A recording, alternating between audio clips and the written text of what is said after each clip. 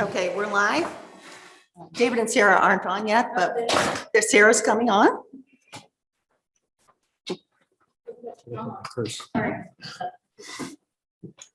We'll bring them on as they come on.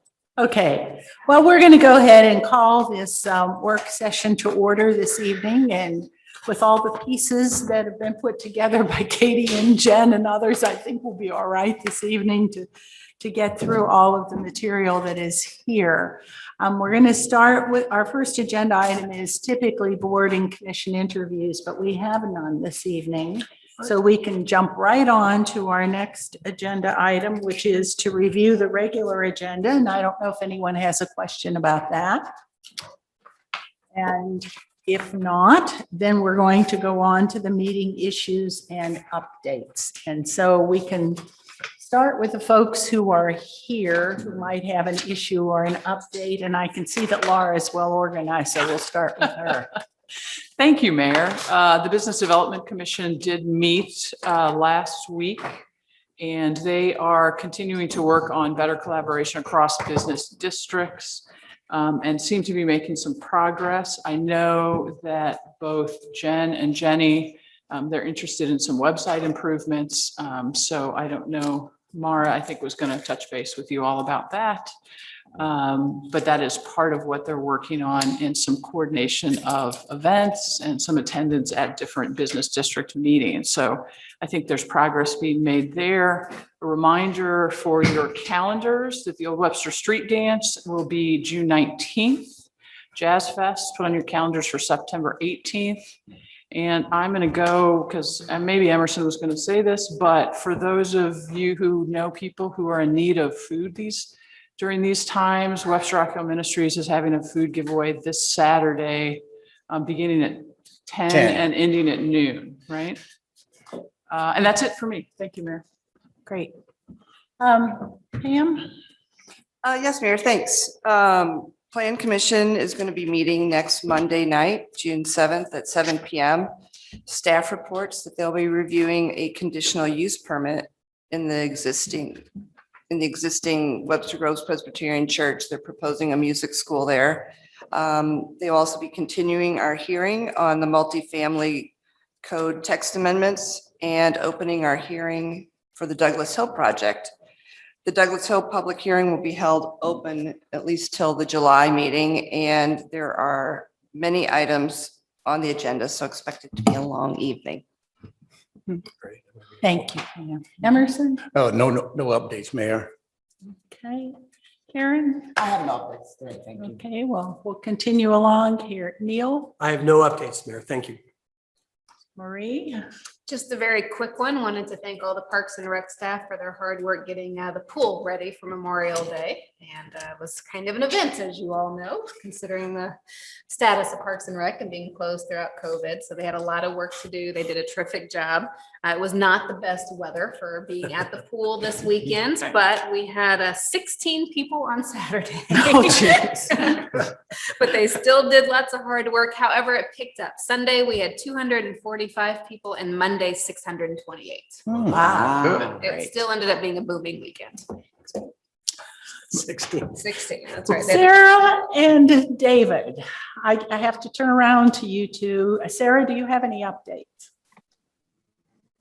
I can give a quick one. I met with the Parks and Rec Commission a few days before I left town, and we got some great updates on the summer activities coming up with camps reopening and obviously the pool and kind of what that will look like. And that the concrete trails being redone in Blackburn are basically complete at this point, thanks to Public Works for all their help with that. There are a couple of staff positions that are open that they're looking to get filled right now and having a little trouble maybe finding enough help. But pool memberships are in good shape in terms of numbers, and that's good to see. And registrations for camps and things are trending upward as well. So it was nice to hear those updates. And yeah, that's it. Oh, something more? No, I was just going to mention, I had kind of a drop-in coffee time for folks to stop by and talk about issues if they wanted to speak with a council person. And it went really well, just a couple hours at Blackburn Park. I'm going to keep trying to do those once a month or so, and might encourage others to do that also. There seems to be a fair amount of interest in folks trying to come around and talk to us about different things going on before the council. So it was a good conversation with a few folks, and would love it if others did that as well. Thank you. David? Nothing on my end there. Thank you. Okay. I have a couple of things. The Police Community Engagement Board met last week, and that group is working extremely well. They reported on the retreat that was had, which was a really good discussion amongst the members. We discussed the upcoming traffic in disparity index, and I think the chief at one of these days soon will talk about that as soon as that's released. We discussed goals for engagement and had a really good discussion around those. Talked about closer ties to Webster University, talked about the role of the school resource officer, building some nice rapport among the members and trying to get the survey out. So we put the survey in the Friday page, and we're going to send the survey out to board and commission members, and hopefully the council will also answer the PCEB survey. The Arts Commission met this morning. Larry Chapman met with the Arts Commission because the commission has been concerned about the preservation of the sculpture garden. They are co-sponsoring a number of concerts this summer, the Baroque under the Bur Oak Tree, 3 concerts in Glen Park, and a possible piano fest next door. And they continue to work on a walking and audio tour. So that's it for me. But I also wanted to ask Neil if he could clarify for us some issues around the sunshine law, because I think that needs to be done very soon. I can do that now, Mayor, if that suits your purpose. Yes. So Chapter 610 is the sunshine law, and it talks about what is a meeting, what is a closed meeting, and what we have to do in these meetings.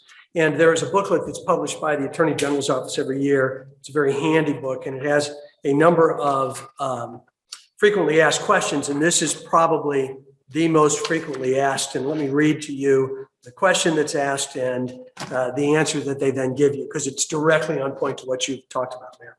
Members of the board get together and talk about business outside of meetings. Is that a violation? The answer is, under sunshine law, a meeting takes place when a majority or quorum of public governmental body gathers to discuss or vote on public business. Discuss or vote.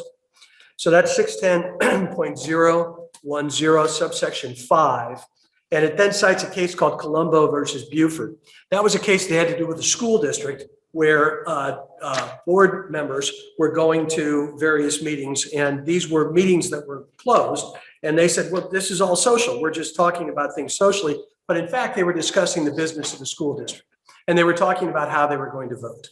And in a situation like that, they said, look, that seems to be a purposeful decision on the part of the board member to avoid the limitations of the Sunshine Act. And so in those situations, they say it's if you have a quorum, it is considered a business meeting. Now, the problem we run into is if we have 4 or more of you going to any meeting, and it's not a meeting that we're hosting, we don't control that meeting. So if you're going to that meeting, A, we're supposed to post it as a public meeting, and B, we're supposed to keep minutes, and we're supposed to keep a record of what you did and what you talked about. So if we have a quorum going to meetings, that is a problem, because under this particular provision, it says if a meeting takes place when a majority or quorum of public governmental bodies gathers to discuss or vote. So it's one or the other. It goes on to say, therefore, if less than a quorum of the public body meets to discuss public business, it's not a meeting as defined under the Sunshine Law. However, you also can't string them together. So if 3 of you are going to one meeting and you're talking about a specific topic, and the next meeting, 3 more of you go and talk about that specific topic and perhaps suggest how you might deal with that topic, you're probably going to run afoul of the Sunshine Law. So in going forward, you have to be very careful. If you are going to a meeting, not our own, and there's going to be more than 3 of you, you've got a quorum and you shouldn't be doing that. You shouldn't be attending that, okay? Only 3 of you can go. So if it means that you have to talk about who's going to go, then that's what you have to talk about. Again, we don't control, obviously, the agenda in those meetings either. And so public business may come up, but if you find yourself in a situation where you're talking about things that are public business for the city, and there's 4 of you or more, you are probably a quorum and you're probably in violation of the sunshine law. Now, it's always fact intensive, but the general rule is if there's 4 or more, you're a public meeting. Neil, doesn't I the asked this intent, question because I'm the one who got caught wanting to go to a meeting and was the 4th person, and Neil said, no, you can't do that. Right. doesn't, So doesn't, I began to realize that we go to meetings, for example, with the North Webster Neighborhood Coalition, and only 3 people should be able to go to those meetings. It was my own catching that brought this up. So we really do have to be careful. I don't know. I wanted to ask you, you have the Planning Commission now that's going to do its meetings. Can all of us go to the Planning Commission meeting because that's a public meeting? And it's sit in posted the as a meeting, audience? so you can go. Now, again, you're not going to Doesn't- participate. You go, again, it's very important, of course, that you not, but you can all go and you can all sit and listen because it's posted as a public meeting. So as long as something is posted as a public meeting, we can sit but not participate. That's right. The underlying Yeah. concept is transparency. And so if we're posting the meetings, we're transparent to the public that we serve. And so that's the idea. And that's right. You can do that. doesn't the intent of the meeting have to be to either discuss or to vote? Generally, it is a sign outside of the building, or at least, oh, we're not there anymore. Where are we having them now? But it's not a public sponsored meeting. Right, right. And the problem is because it's not a publicly sponsored meeting, what would, and I'm not saying this would happen, but let's say you went to a meeting and they said, you know what? We only want 5 people here and we only want, again, our 4 council members, and we're not going to let other people in. That becomes a closed meeting, all right? And again, we run afoul twice of the law because A, we haven't posted it, and B, we're now closing it and not making it available to the public. So if you start with the idea of transparency is the key, that's what that's what all of 610 is designed to do, is make what we do here transparent. Again, it makes sense. It makes sense. It creates a bit of a difficulty when you want to go to these meetings, but again, you just have to reach out to each other and figure out who's going to go and who's not. Social functions. Hold on, can I ask a question? Social functions are exempt. Mayor, I If think you're not David has talking about, something afterwards too. if you're not talking about city business or votes, then you're exempt. Can I ask a question? Oh, okay. Before David gets started, so 4 council members are carpooling up to Jefferson City for a meeting. Mhm. Is that okay? Well, theoretically, if you're going to do that, it's a posted meeting. If you're going to Jefferson City and you're going for a conference that is a posted meeting, you can do that. Let's say you're going to a seminar and the 4 of you are going and you're just listening in a seminar. You're not discussing city business, you're just listening to the seminar. That would, in my opinion, not be something that you would have to post. But let's say 4 of you decided to go up and meet with a state rep regarding the business of the city, and you're going to talk about the business of the city, probably ought to post it. Now, how do you do that? You simply say that there's going to be a meeting that will be a closed meeting, but you're announcing to the public that that's what you're doing. We'd have to find something to close it under, and if we can't, then it's a public meeting, maybe, but it's a really gray area. It's a really gray area. That's a great question, Emerson. But we could just post it, period, because I'm sure Yes. people When in aren't. doubt, post. When in doubt, post. Right. And what's when in the doubt, time post. frame for posting?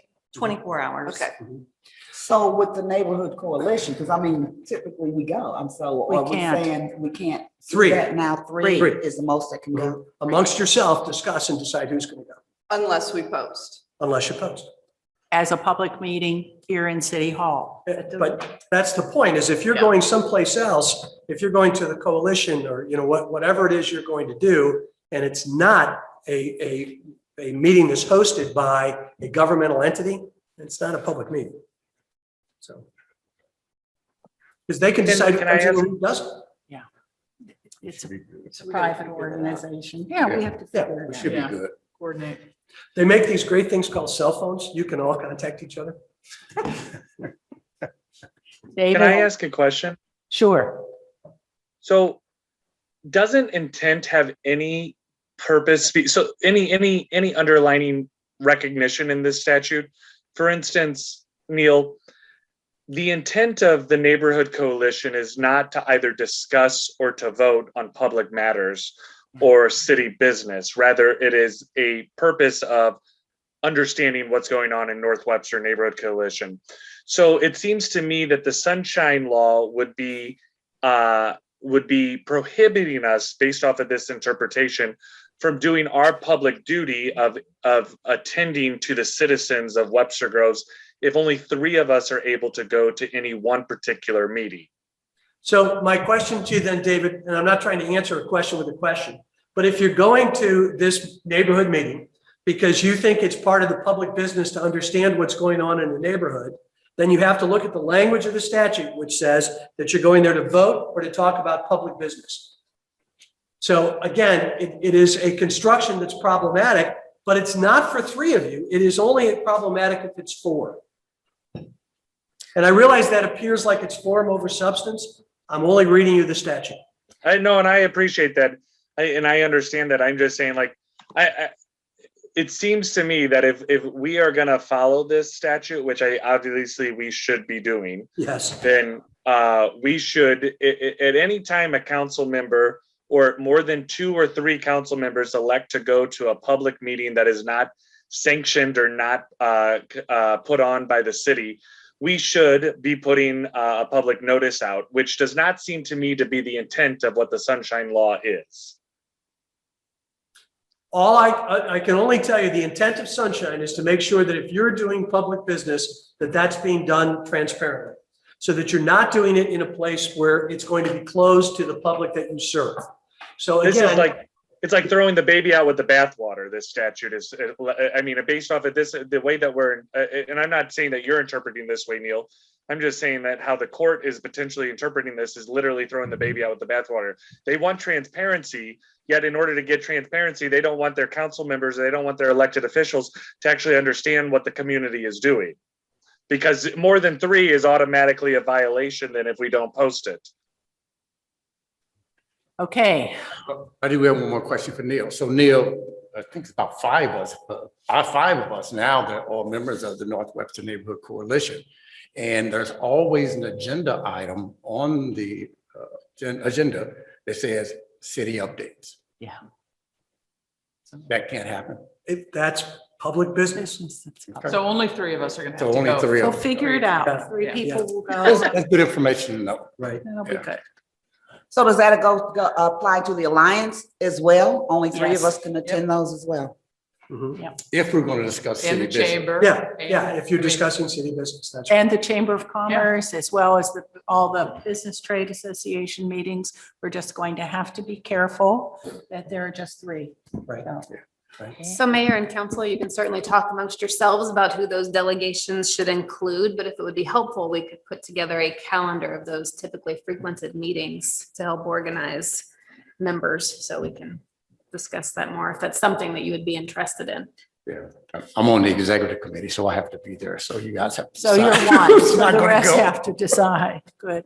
All right, we're going to go ahead and move on because we have 2 other topics this evening and we have visitors here. We're going to move to the old Webster redevelopment project discussion, and I believe Larry Chapman is here this evening to talk with us about the status of the project at this point. Good evening. Can you hear me fine?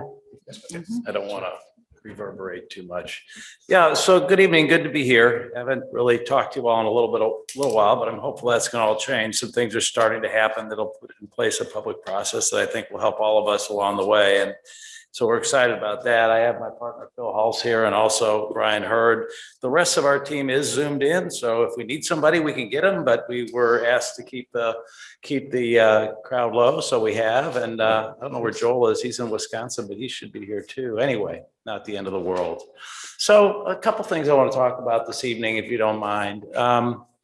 You know, we've just recently given a bunch of information, pro forma and economic information to development strategies, and they're sifting their way through it. I believe they're going to prepare you a summary of what all that is. It's a fairly complicated thing to do. And we had a call with them today. And, you know, one of their first questions is, well, when we look at this, Larry, why would any developer do this? Because we're in this very strange period of time where building costs have gone up dramatically, and they sort of throw all of our numbers askew. And frankly, development strategies, I think, will tell you that it doesn't make economic sense to do it. However, having been in the development business now I'm in my 42nd year, we have to take the long view on all of these things. And one of the things I've learned is true is that the markets adjust to what are going on. And it's usually a combination of things that happen. But we're not going to start building a building tomorrow. We'll start building a building sometime middle or later next year. And by the time that period comes around, we will have gone through some kind of cycle, whether it's the one we're currently in or some new one. But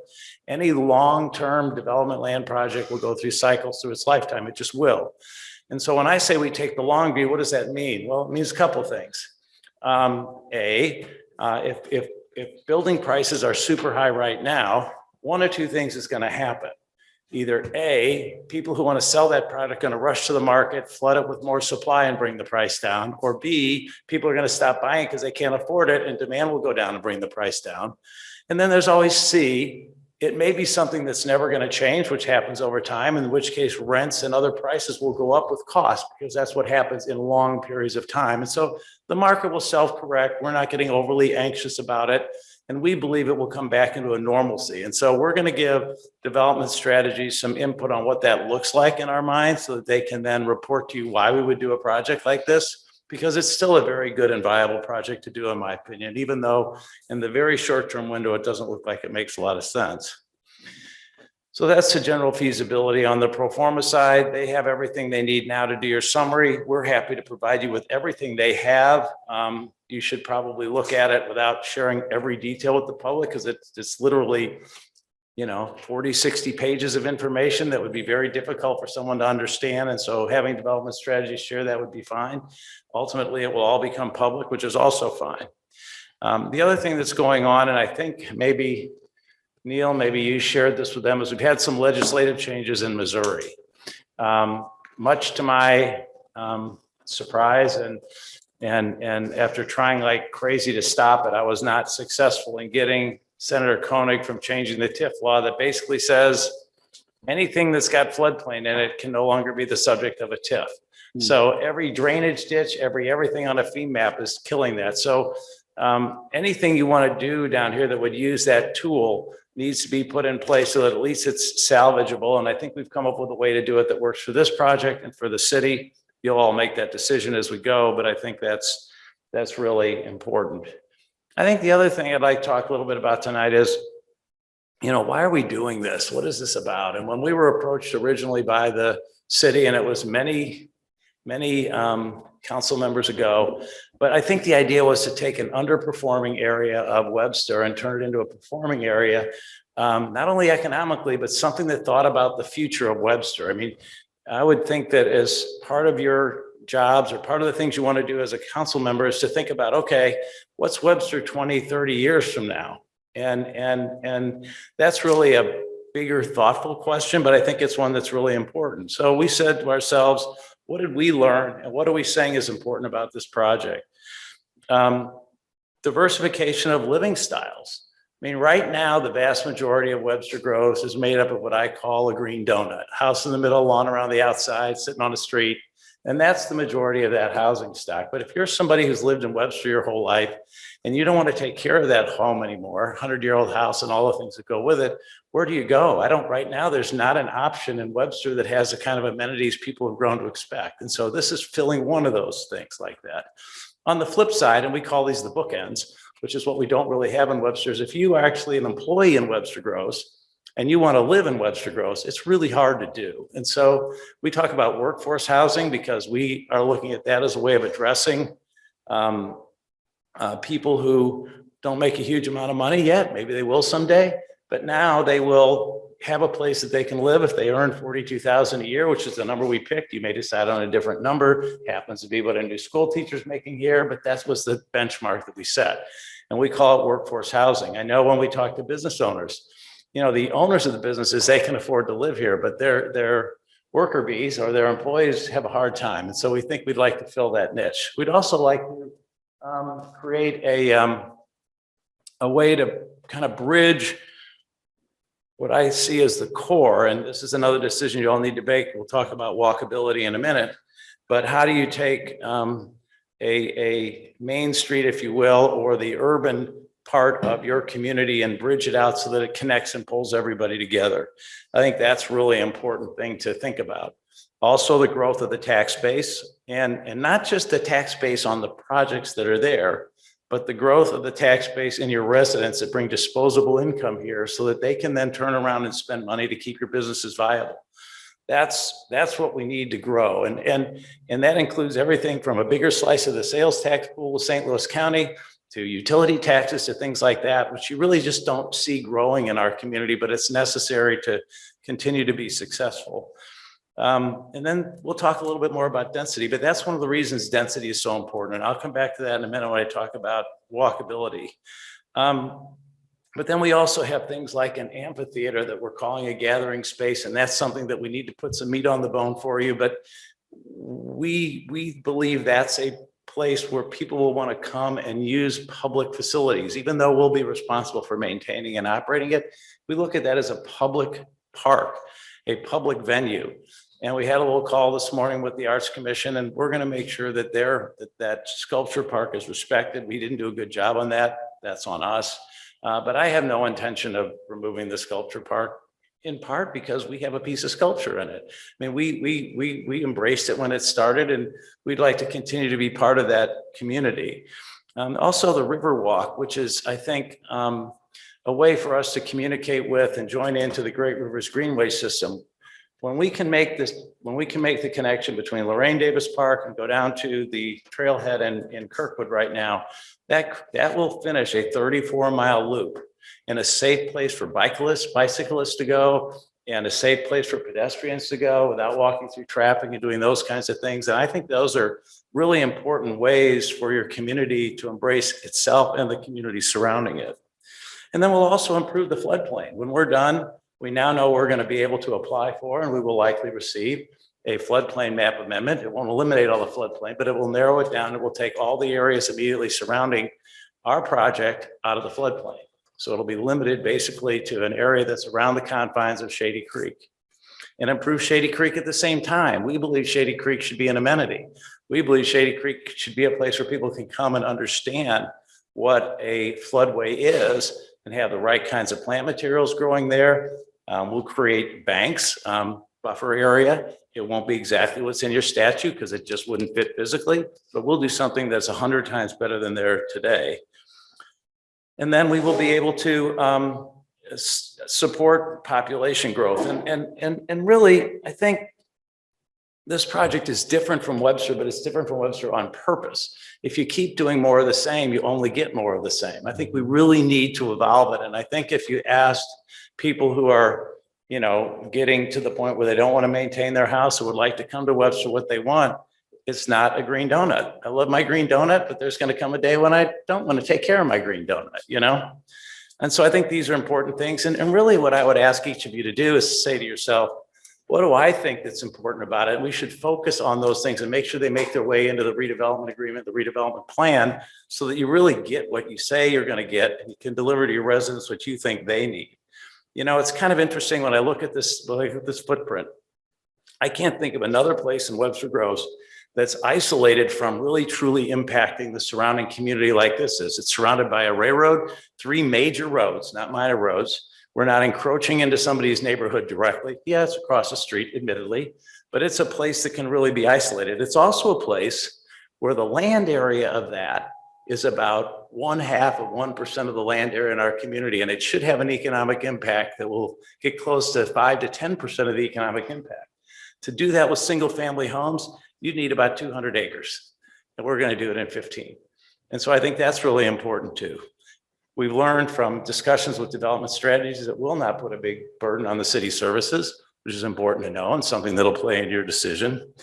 And I do think it will allow us opportunities to do some history telling and preservation that right now isn't being done in Webster, any place that I've seen, and do it in a way with physical improvements that will remind the world what this project is and why it's here and how it's supportive of the community.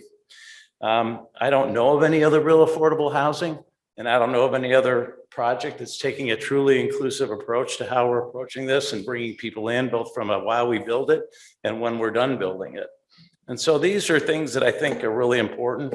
But the other thing I would tell you is that in today's Urban Land Institute, every article you read, every planning thing that you look at talks about creating walkable environments. And walkable environments need a handful of things. They need a center, a place where people want to go, hang out, visit, a main street or a place like that. They need people, in other words, density, enough people that they can support the businesses that are there. Right now, our businesses are always on the verge of being successful and not successful because they pretty much rely on people driving to them to work. Now, we're going to help that by creating some parking in our streets that will help Old Webster as well as the new project, but we're not focusing on parking in cars. We're focusing on people and the pedestrian experience. We're also going to have true mixed income and mixed uses, which again gets back to the workforce housing. You need public parks and public space. Our entire Main Street and the areas around it, including the Riverwalk and the gathering space for an amphitheater, are all about public spaces. And we need pedestrian design. The last thing we need is proximity to people who walk. So people really only walk about 1.3 miles. Once you get beyond that, they start turning to their cars. That's just a statistic I picked up from bunches of ULI magazines, but that's about the practical limit. So that really means, to flip it around, look at it the other way, you need to put in your development enough people to support that development with a 1.3 mile ring, which isn't a very big ring. You can't do it with single family homes. So I think those are the big points I want to make tonight. I mean, you're going to have a ton of questions. We're now going down this process where your staff is doing a great amount of work. They're going to answer hundreds of questions I know they've gotten from the public. We're going to help them with our version of those answers. You all have your versions of those answers. And then starting on the 7th, we'll start a process where these public meetings will occur and allow the public to come in and give greater input, while we then start to really refine down what the project looks like, what the details are. And that's a big commitment on our part. To draw those details is an expensive proposition. So, you know, we're hopeful that we're getting to the point where you want to do this and we want to do it. So we're willing to go down and give you all the details you want so that you can finally, at the end of the day, make a decision. But we're confident that we'll do a great job for you. And, you know, Phil and I have been doing this for a long time. Oddly, me a little longer than him, even though he's a little older than me, but it's working out great. And we're great partners and we're completely committed to this. We're both tenacious people. We keep going. We don't ever give up. And we'll make it a super great success. But we want to make it a super great success in the vision of all of you, of the city staff, what they believe they see and need in Webster Grove. So, you know, that's my update for today. Happy to answer questions. Phil and Brian are here. I know you may have questions for them. So that's where we are. I have a question about questions.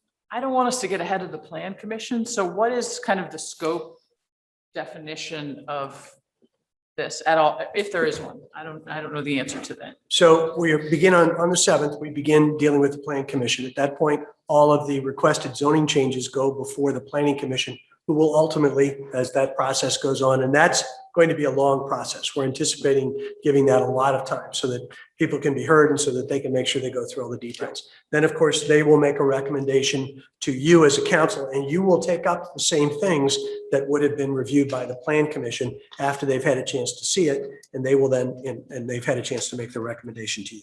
Is that what you're asking? Well, I'm really asking about the specificity of questions right this moment, since the Plan Commission has not yet had a chance to begin. Right, and I had said to Larry and to when we were talking about going into this is more of an announcement that that's what we're doing more than anything else. And so I would say that in order to respect what the Planning Commission does, we should let those questions percolate through them. And then ultimately, when it comes back to you, through you in terms of the specific questions.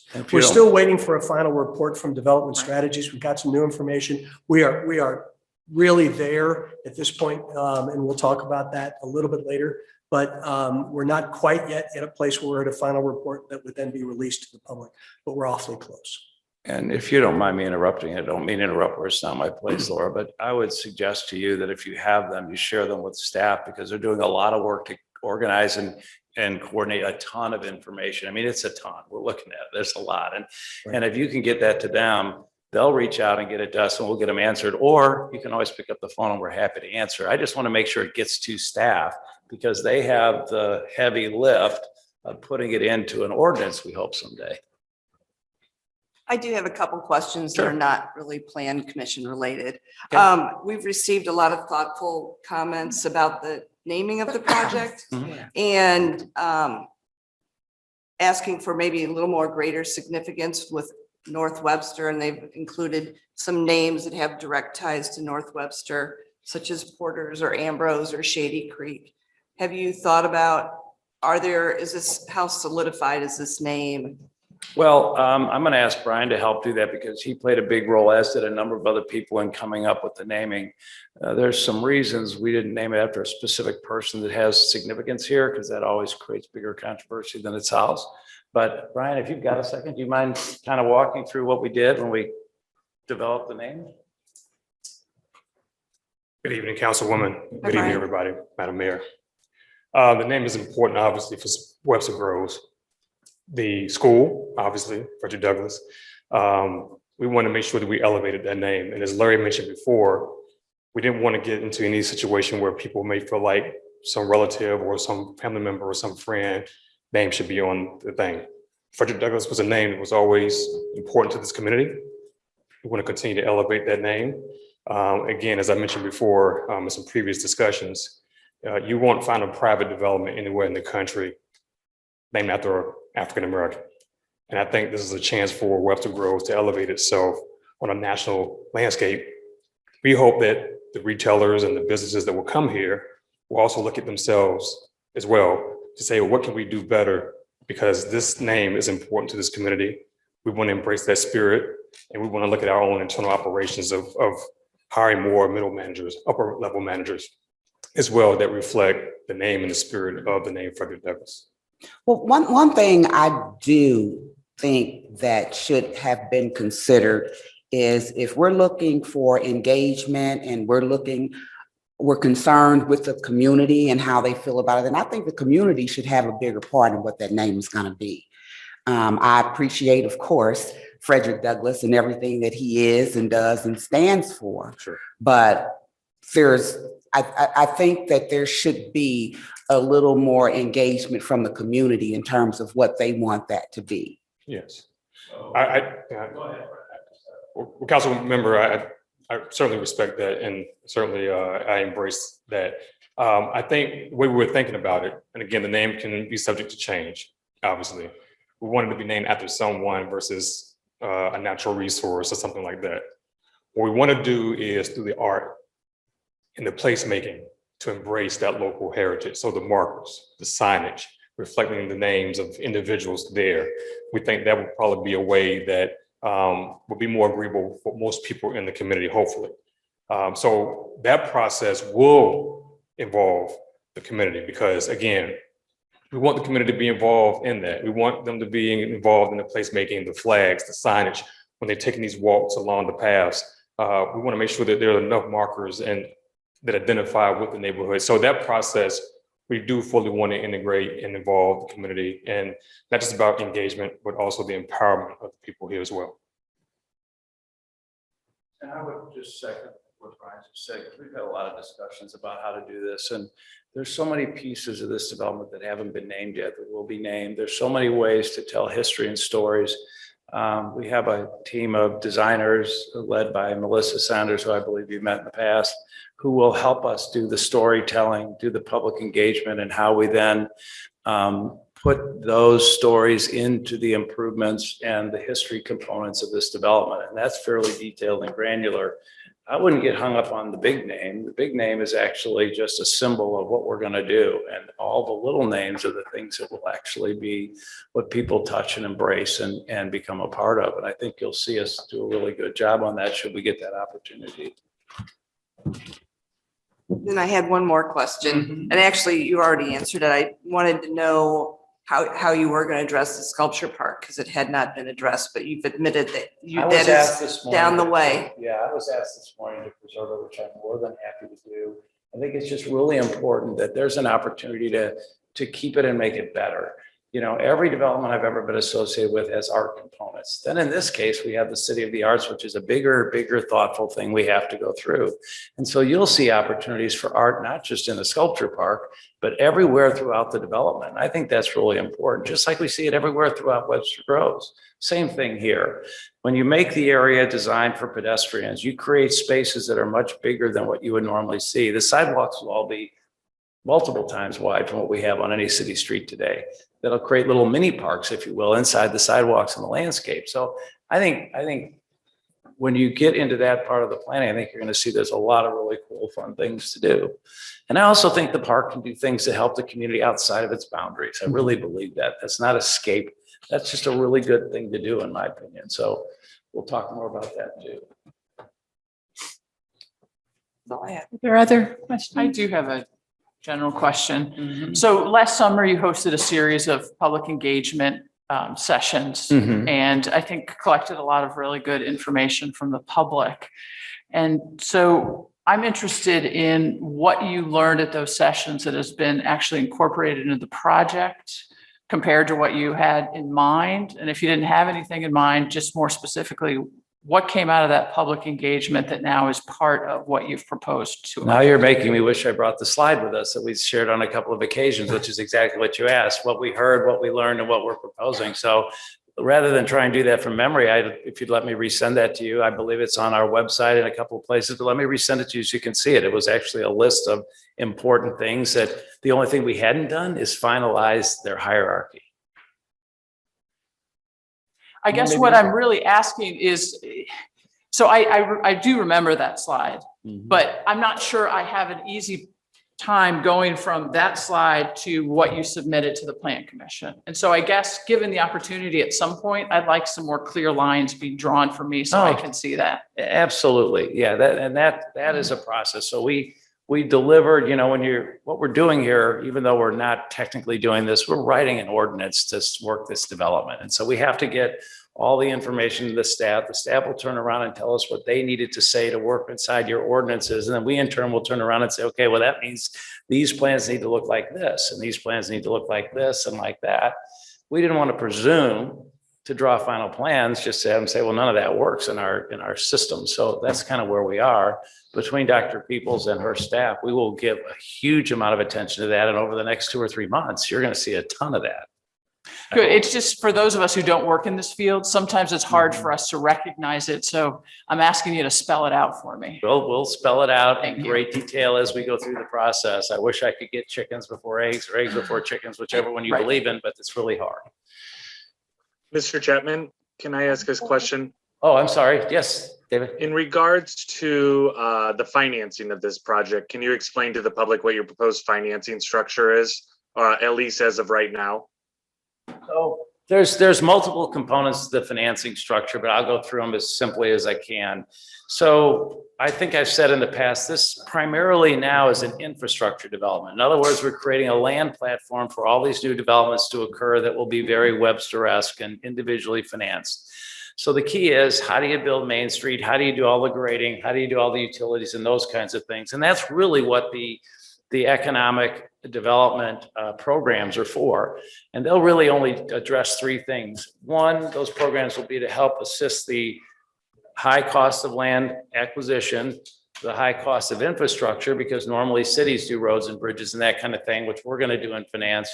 And then workforce housing and public spaces. But when it comes to financing that, because there will be some reduction in our taxes, we will turn around and tax ourselves through something called the Community Improvement District. We will take those revenues and we will go to a bond house like Stiefel Nicholas, who I've done this with many, many times, and we'll actually float a mini bond issue based on the economic energy of our project. And that will pay for a good amount of the infrastructure. Once the infrastructure is done, each individual project will be financed separately in a very traditional way. Equity, debt. In some cases, we'll be doing some workforce housing components where we'll have some public-private partnerships or even private-private partnerships to accommodate that. But each one of those will be financed just like any other project would be financed, case by case as they're done. Hope that answers your question. It does. Thank you very much, sir. You're welcome. So can I clarify that a little bit? So what you're saying is the only public money that you're looking for is a CID? No. The CID is what allows us to know exactly what the amounts are. We're looking for tax abatement under a TIF, so that means the taxes are held where they are today. And then in order to not guess what the assessor might do and hope and pray they might give us a right assessment, we will hold the tax level where it is today, and we will self-impose a community improvement district special assessment so that we can then tax ourselves and use that money to finance the improvements. Okay. It's a two-part thing. So just mostly for the public, TIF by law is used when projects otherwise wouldn't be developed. Explain Right. why it's appropriate for this particular project. It costs far more than it could ever be built for. It's that simple. It is an economic question, which is what you'll be able to see when you see the evidence from development strategies. It doesn't make any economic sense without it. It would never go forward. It would just be developers writing gifts to the city for fun, which they're not prone to doing, including me. Thanks. Any other questions? David, Sarah? Okay.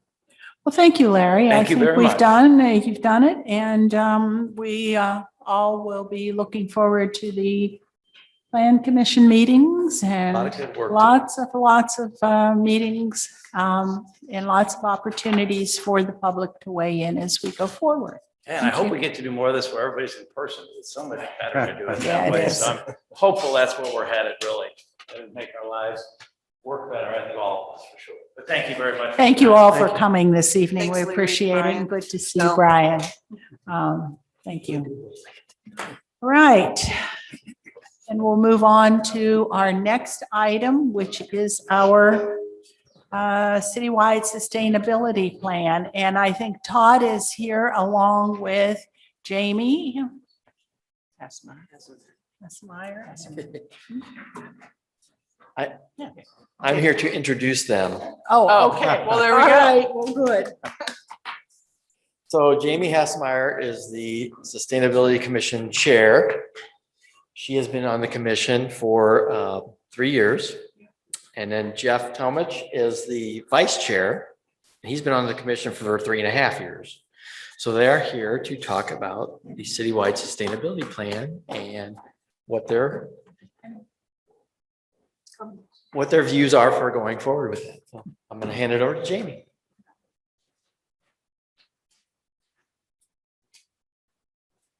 Hi, everyone. Thanks, Todd. And Jeff's going to stand up here with me to help answer questions should you have any. I am Jamie Hassmeyer. This is going to be the saddest slideshow you've ever seen because I am terrible at tech, but luckily I had my high schoolers help me. Okay.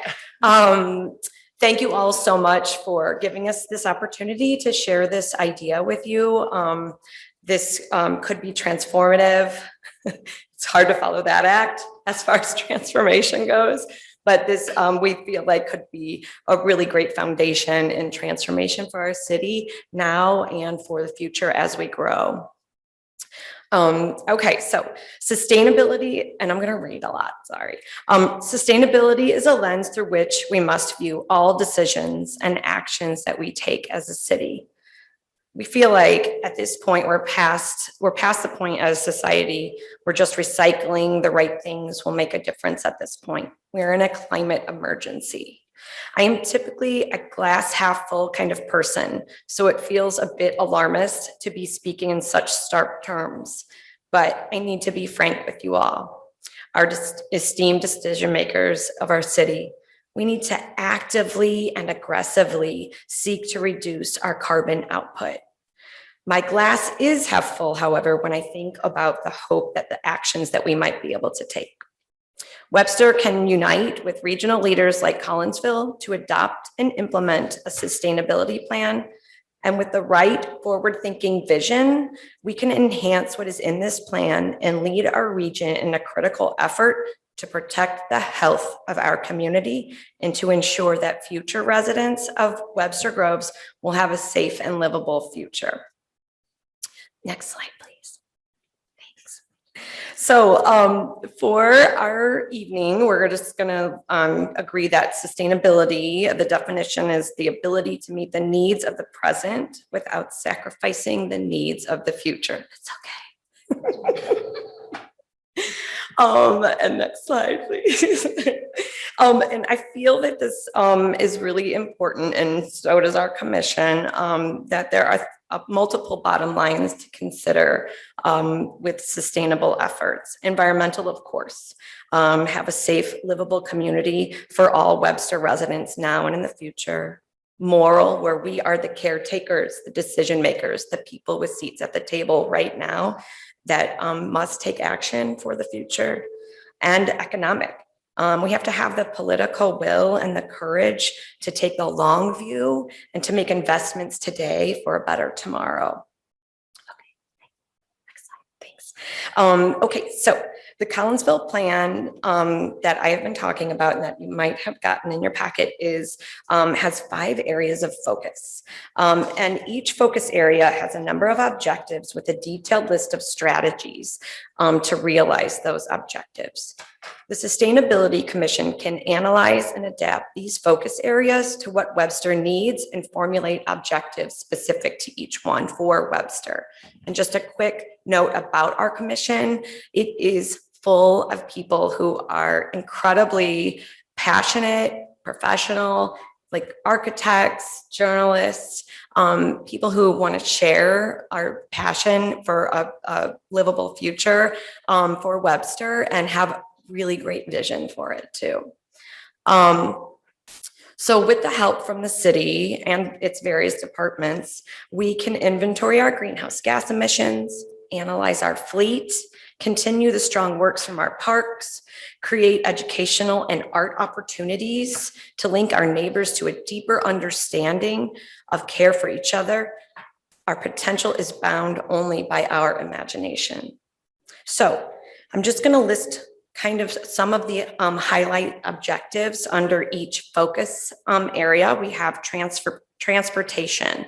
So that's where we can electrify our vehicle fleet where appropriate, address our walkable, bikeable plan, and consider implementing the complete streets plan.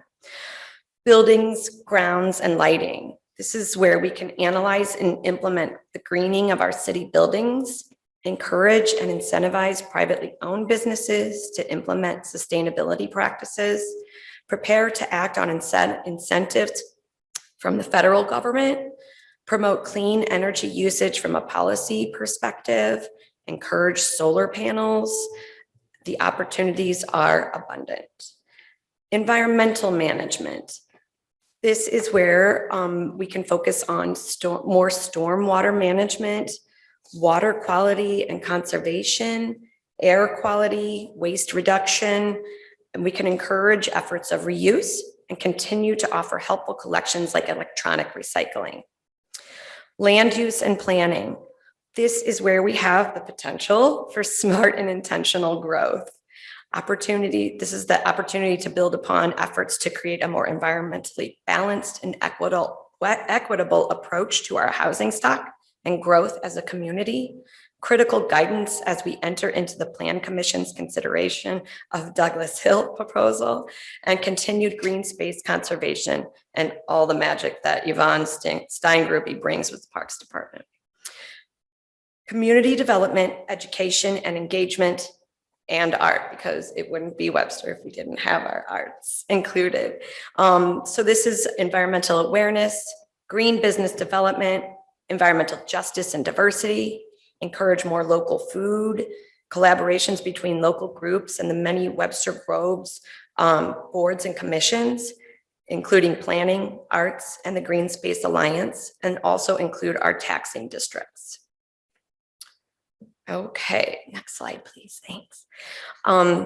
With an emphasis on transparency, we would host a series of open houses after ideas are gathered so we can engage and share with our neighbors, so we can also ascertain a firm understanding of what they find is needed in our community for sustainability. Collinsville also had a survey that they submitted to, had posted on their website to engage their community. Our native lands on which we stand are Kickapoo. The native cultures look at Earth systems working together. I am certain that you have heard of the following quote by Chief Seattle. We do not inherit the earth from our ancestors. We borrow it from our children. We must act with courage to protect our neighbors today and for future generations. After all, we are all connected to each other and to the earth. While I believe that if we all did our part, we could make a collective difference, we are running out of time to see that lifestyles change really move the needle on climate change.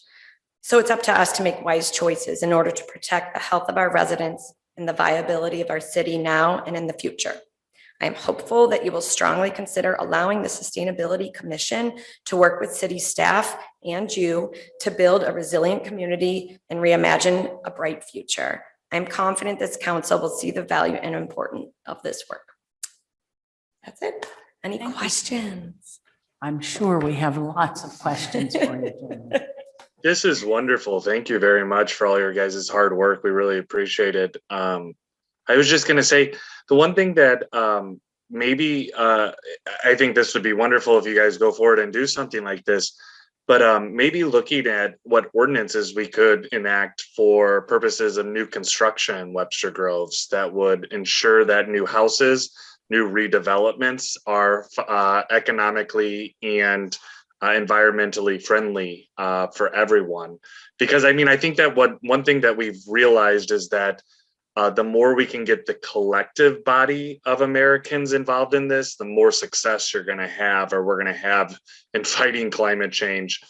So I think that if we can be on the forefront, and I think it's the one thing that the Missouri legislature still permits local municipalities maybe to do, which is maybe enacting ordinances that ensure new construction is environmentally friendly.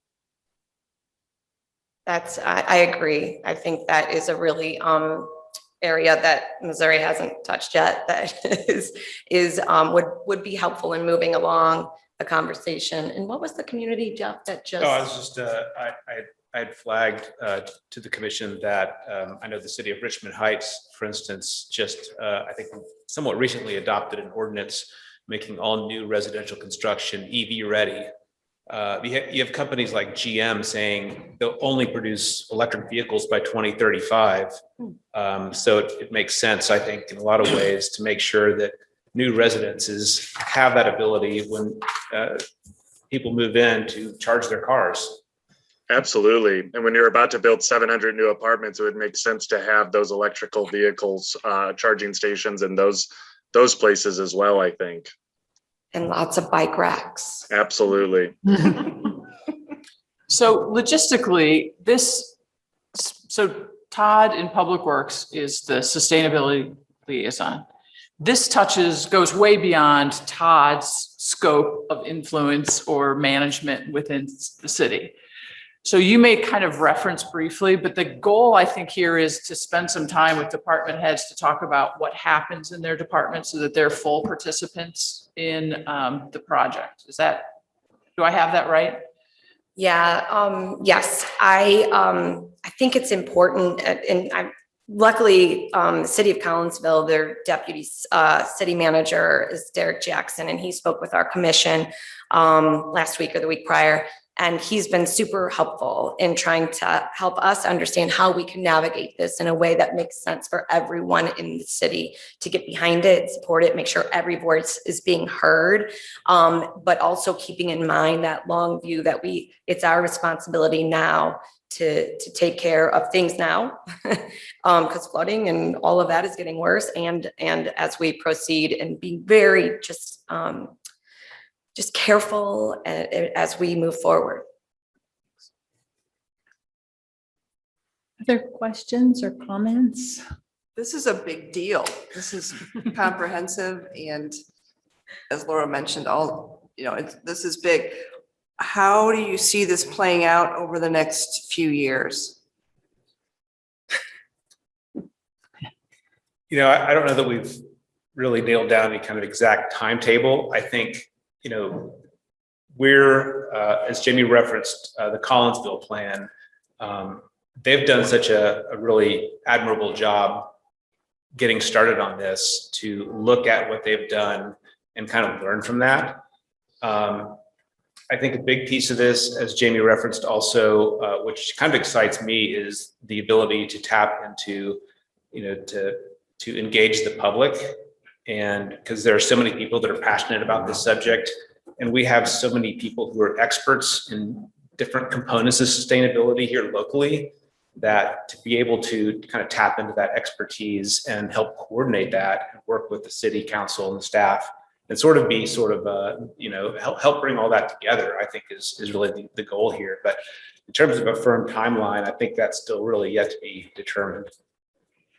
I would recommend, as someone who did a lot of planning, that your next step be the plan to plan. And that is, what is it that you're going to do next? Are you going to create some timeline? What steps are you going to take? I think that would be really useful for you to even bring back to council. Who do you plan to talk to? When do you hold your public engagement?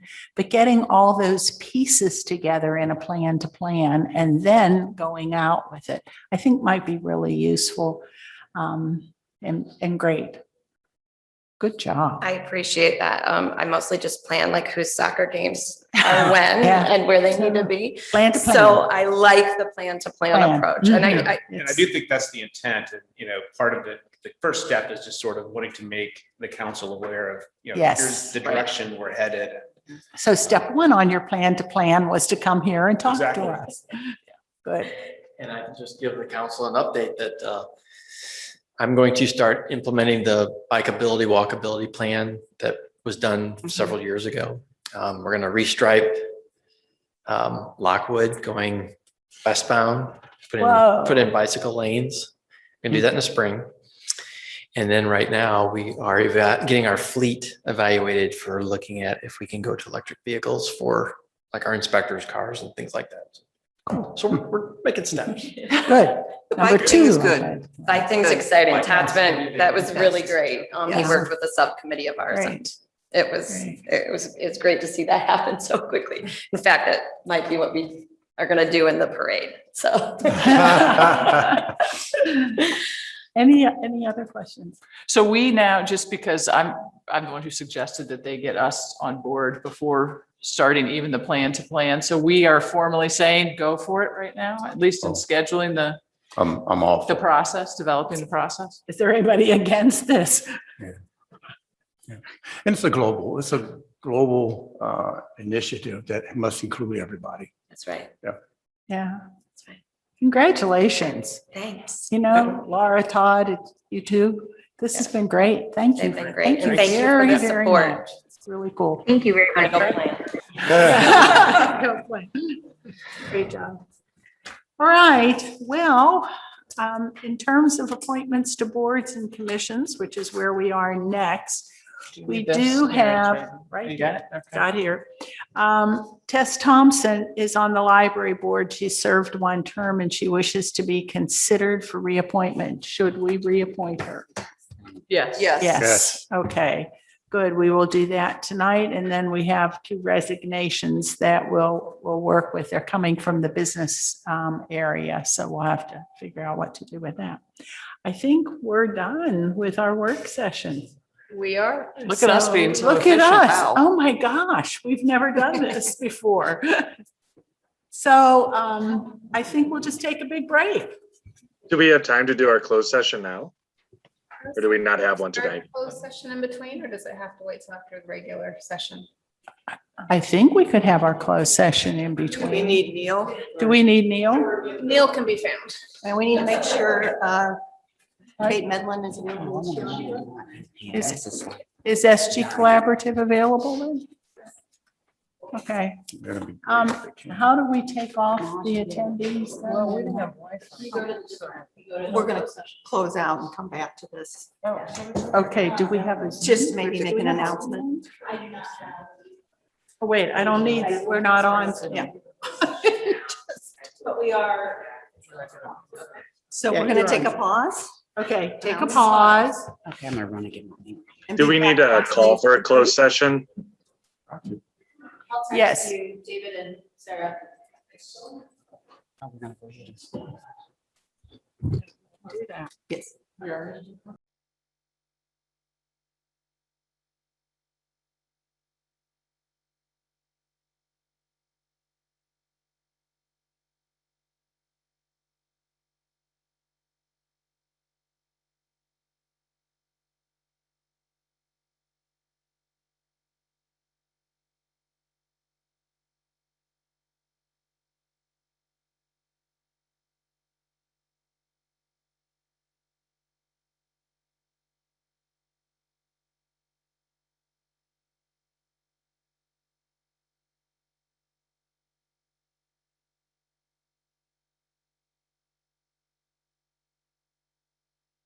This is our regular city council meeting this evening at 7:30. And again, if you have sent your remarks in by 4 o'clock today, they will be read into remarks of visitors. And otherwise, if you want to speak during the proposed city budget, when we have it, which it is a public hearing, you can raise your hand on the Zoom and we'll recognize you. So we'll start with a roll call. Mayor Welsh, Here. Councilmember Arnold, Here. Councilmember Bliss. Here. Councilmember Franklin, Here. Councilmember Smith, Here. Councilmember Alexander, Here. Councilmember Richardson. Here. Great. All right. Our first public hearing this evening is the proposed city budget for the fiscal year 2022. And our finance director, Eric Peterson, is here to make that presentation. Thank you, Madam Mayor, members of the council. Eric Peterson, Assistant City Manager, Director of Finance and Administration. We'll get the PowerPoint up as that comes. Just a note that our technology plans for this room will also solve the having to crank your neck back around to look at the screen behind you. And then also, I don't know if you've noticed, the speakers in this room are all out there for the audience and not for you. So that's part of the reason why Zoom is so quiet, including that to make this room more acoustically sound for all of you to be able to hear. So, and then also our hybrid participants as well. So we'll let this get up.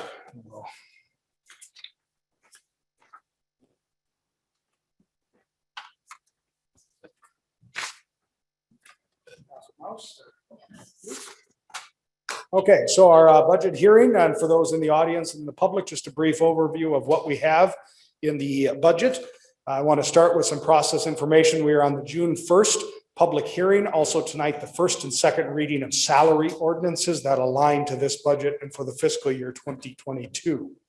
June 15th is the scheduled budget adoption, your last meeting before the beginning of the fiscal year, along with the third reading of the salary ordinances. I want to point out the American Rescue Plan is not included in this budget. And I have some good news. We had it estimated at 4.2 million. The new numbers from the Missouri Municipal League are out. Our number has gone up due to their using the 2019 population estimate. We're actually at 4.604 million. So we gained about $400,000 in the new with using 2019 population and not the 2020 census. Again, however, none of those funds are in this budget as they have not been received and will need a separate appropriation process from you. Also, budget amendments, you can obviously amend the budget throughout the year to account for any changed revenues, operational needs, and the inclusion of those funds. Do we have any proposed timeline or when are you guessing on this? So can I hold that to one of our slides a little bit later? Absolutely. On the American Rescue Plan? You probably had that accounted for. Not a problem. So this budget, all funds, these are all of the funds in the city's control. Revenues are at 24.3 million, total appropriations at 29.6 million. So that is a use of fund balances of just over $5 million in this fiscal year 2022 budget. In the general fund, this is where we have talked about those deficits. Total revenue of 17.1 in the general fund, total appropriations of 19.2. The deficit is just over 2 million for the general fund this year. Again, as we look at these numbers, our revenues are very conservative on their estimates, not anticipating any growth. We've probably already seen some growth over that estimate that was even made in March in putting this budget together. So I'm feeling very optimistic that this deficit is going to shrink because revenues are starting to rebound. We can see some of that, but again, we have not factored that in. So those will be pleasant surprises that we will encounter. That said, I do not expect that the revenue is going to rebound in such a way that it will close the deficit on its own. This, in my opinion, this is certainly a policy decision for you all, but the deficit is not just a revenue problem. It is both a revenue and an expenditure issue that will need that to be resolved in the long term. You've seen a version of this chart. Just wanted to give you the, speaking about those issues of revenue and expenditures, this is FY19 through this budget in 22 revenue and expenditures. So the yellow line is our expenditures in personnel costs in the general fund. The blue line is the revenue. So you can see since FY19, we have grown in personnel costs of over 14%. in personnel expenditures. Our revenue has only grown by 2.4%. And again, we put the FTE number in that you have seen in our previous work sessions. So wanted to highlight again that this is one of the reasons why we can talk about our revenue deficit is not just a revenue issue. Is it, you can see consistent and even a dips, in 20, the estimate going back up in 21, but that is only a 2% growth in revenue since 19. So we do have some, we have revenue and spending issues that all affect the deficit. Moving into the salary ordinances ahead of the hearing, what is included in this year's budget for the first time, mid-year adds from this current fiscal year of 21, we added 2.5 FTE. So this is, there were 3 positions here. The customer support supervisor was moved from half-time to a full-time for 3 total at our front desk. There was a building inspector added in this current fiscal year, and then the public affairs and engagement director. 2 of those, the support supervisor and public affairs and engagement director, are added into the salary ordinance for the first time that you'll see here tonight. Those are adds that were already approved by council. This is the first budget they are reflected in. So that's why you'll see the number change there. The totally new position is the permit technician in planning and development in this budget. Also included in terms of salary and personnel, the 2% COLA increase, which is historically and traditionally given on July 1st, is included in this. The salary ranges in the ordinances that will be first and second read later tonight include that 2% upward adjustment. So the entire range is moved up 2%.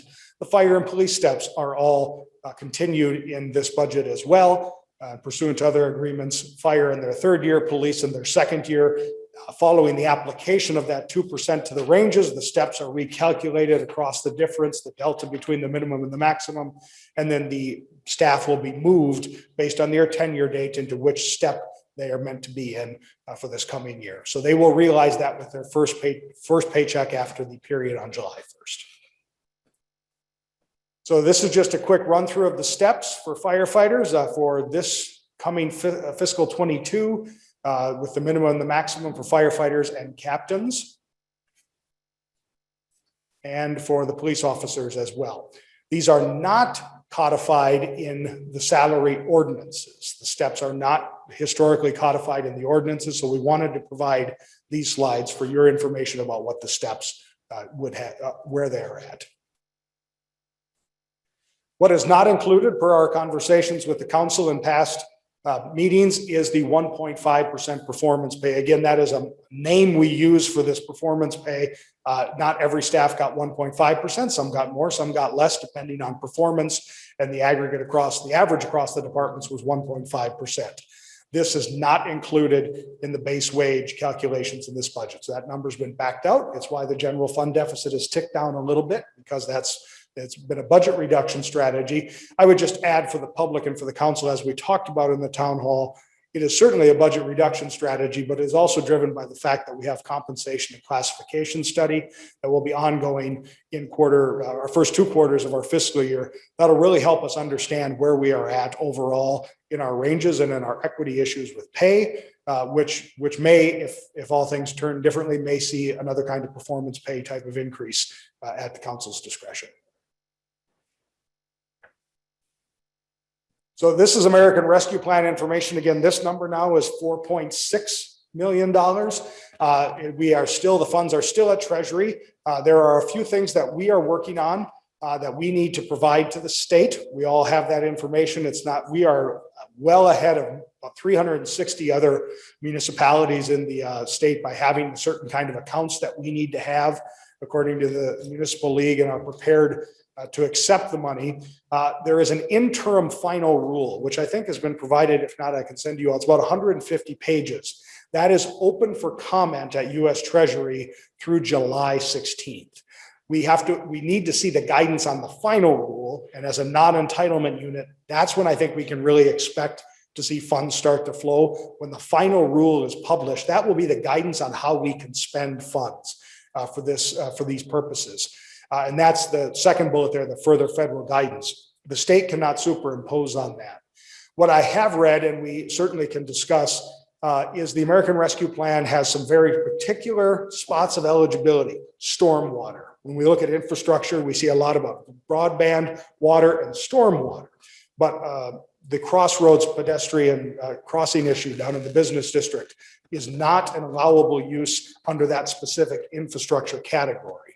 It's not a named use. Where we see those other general infrastructure and needs of being used, cybersecurity and such, is from our lost revenue. And there's a formula that is created by the Treasury Department to look at our base revenue for what we would call fiscal year 18 is our first year of revenue.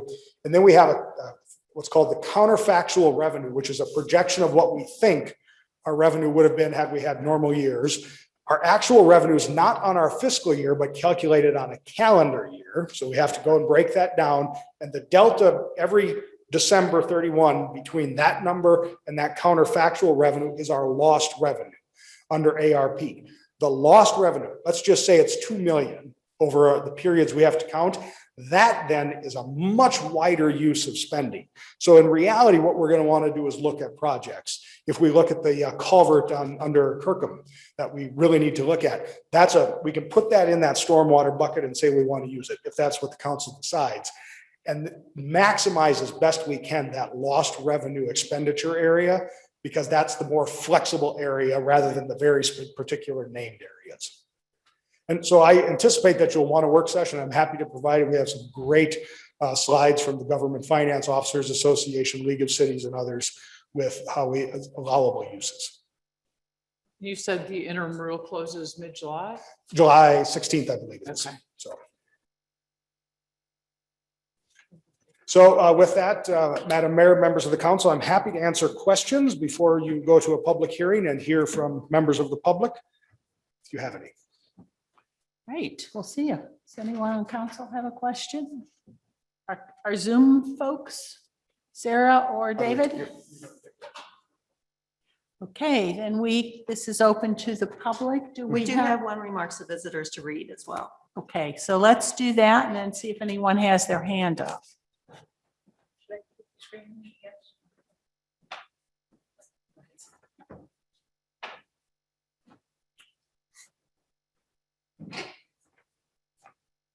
Okay, our remarks to visitor, for the budget hearing, the remarks we have are from Dave Buck, and that was received today.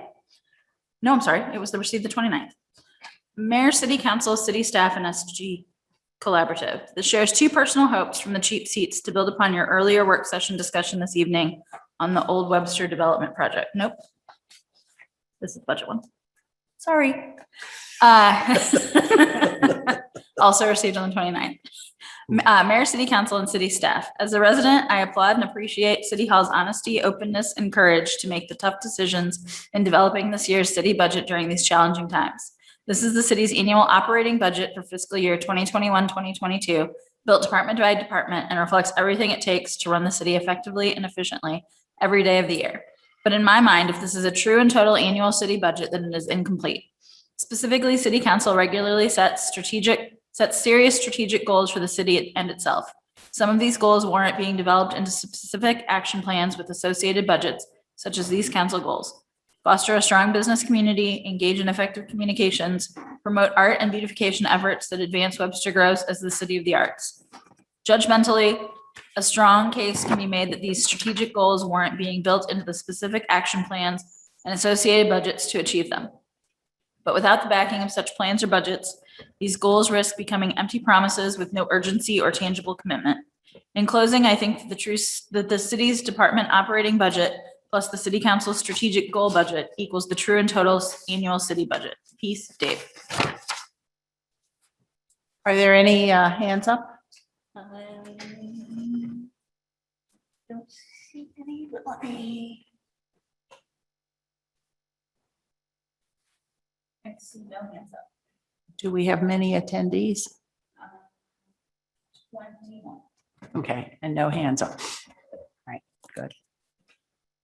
All right, and if there are no further comments, yes? Well, just a question. So I'm trying to understand, I'm looking at what's not included in the 1.5% performance pay. So it's not included in the budget, right? That is correct, yes. So in the original budget that was presented to you in early May, it included both the 2% COLA increase and funding for the 1.5% performance pay. Following our last work session with the council, what the direction we heard was to remove the 1.5% performance pay.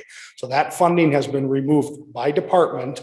Their salary line items have been drawn down by that amount across the organization. So there would not be funding in this year in the budget as it is presented to you tonight after this hearing and for adoption on the 15th.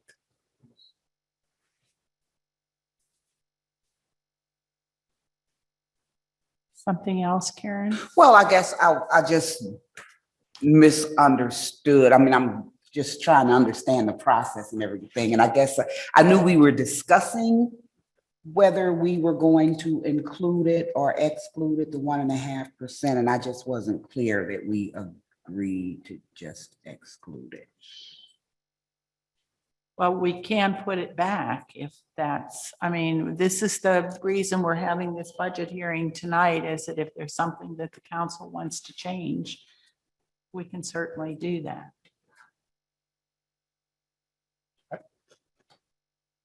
I left with the understanding that it was going to be removed. Really? Okay. I did too. We had the town hall, which maybe we need to just, it'd be good to mention that there was a town hall with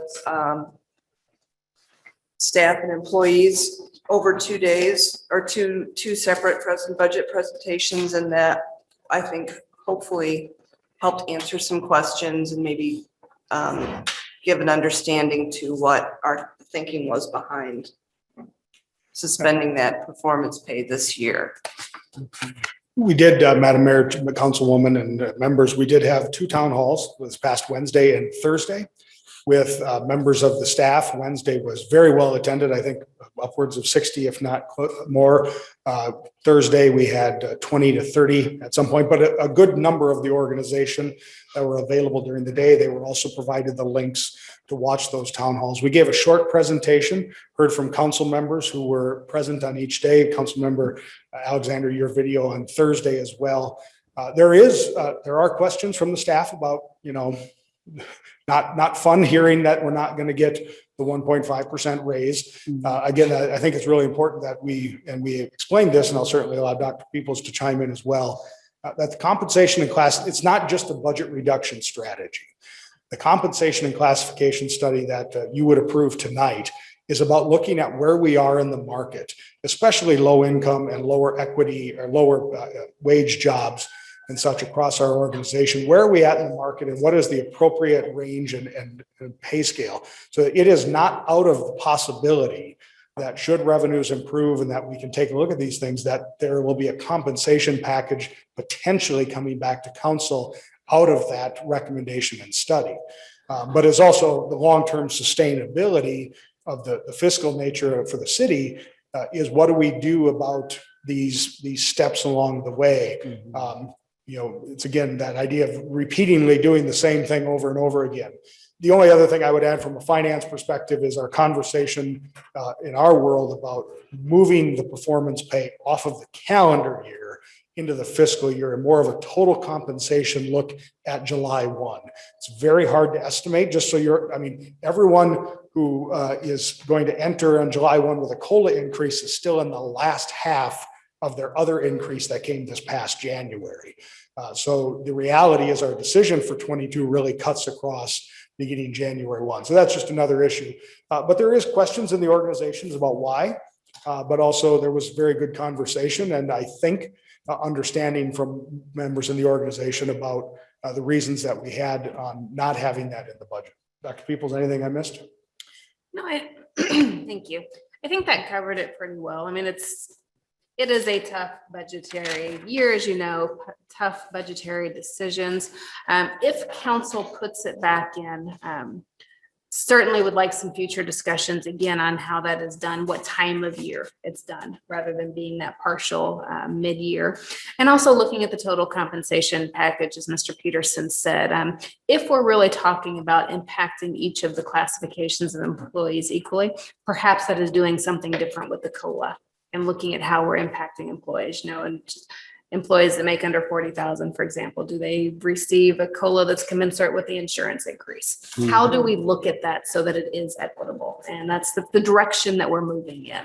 And so that's, again, food for thought as we get through the class and comp study. Hopefully that will be approved this evening. I have a question.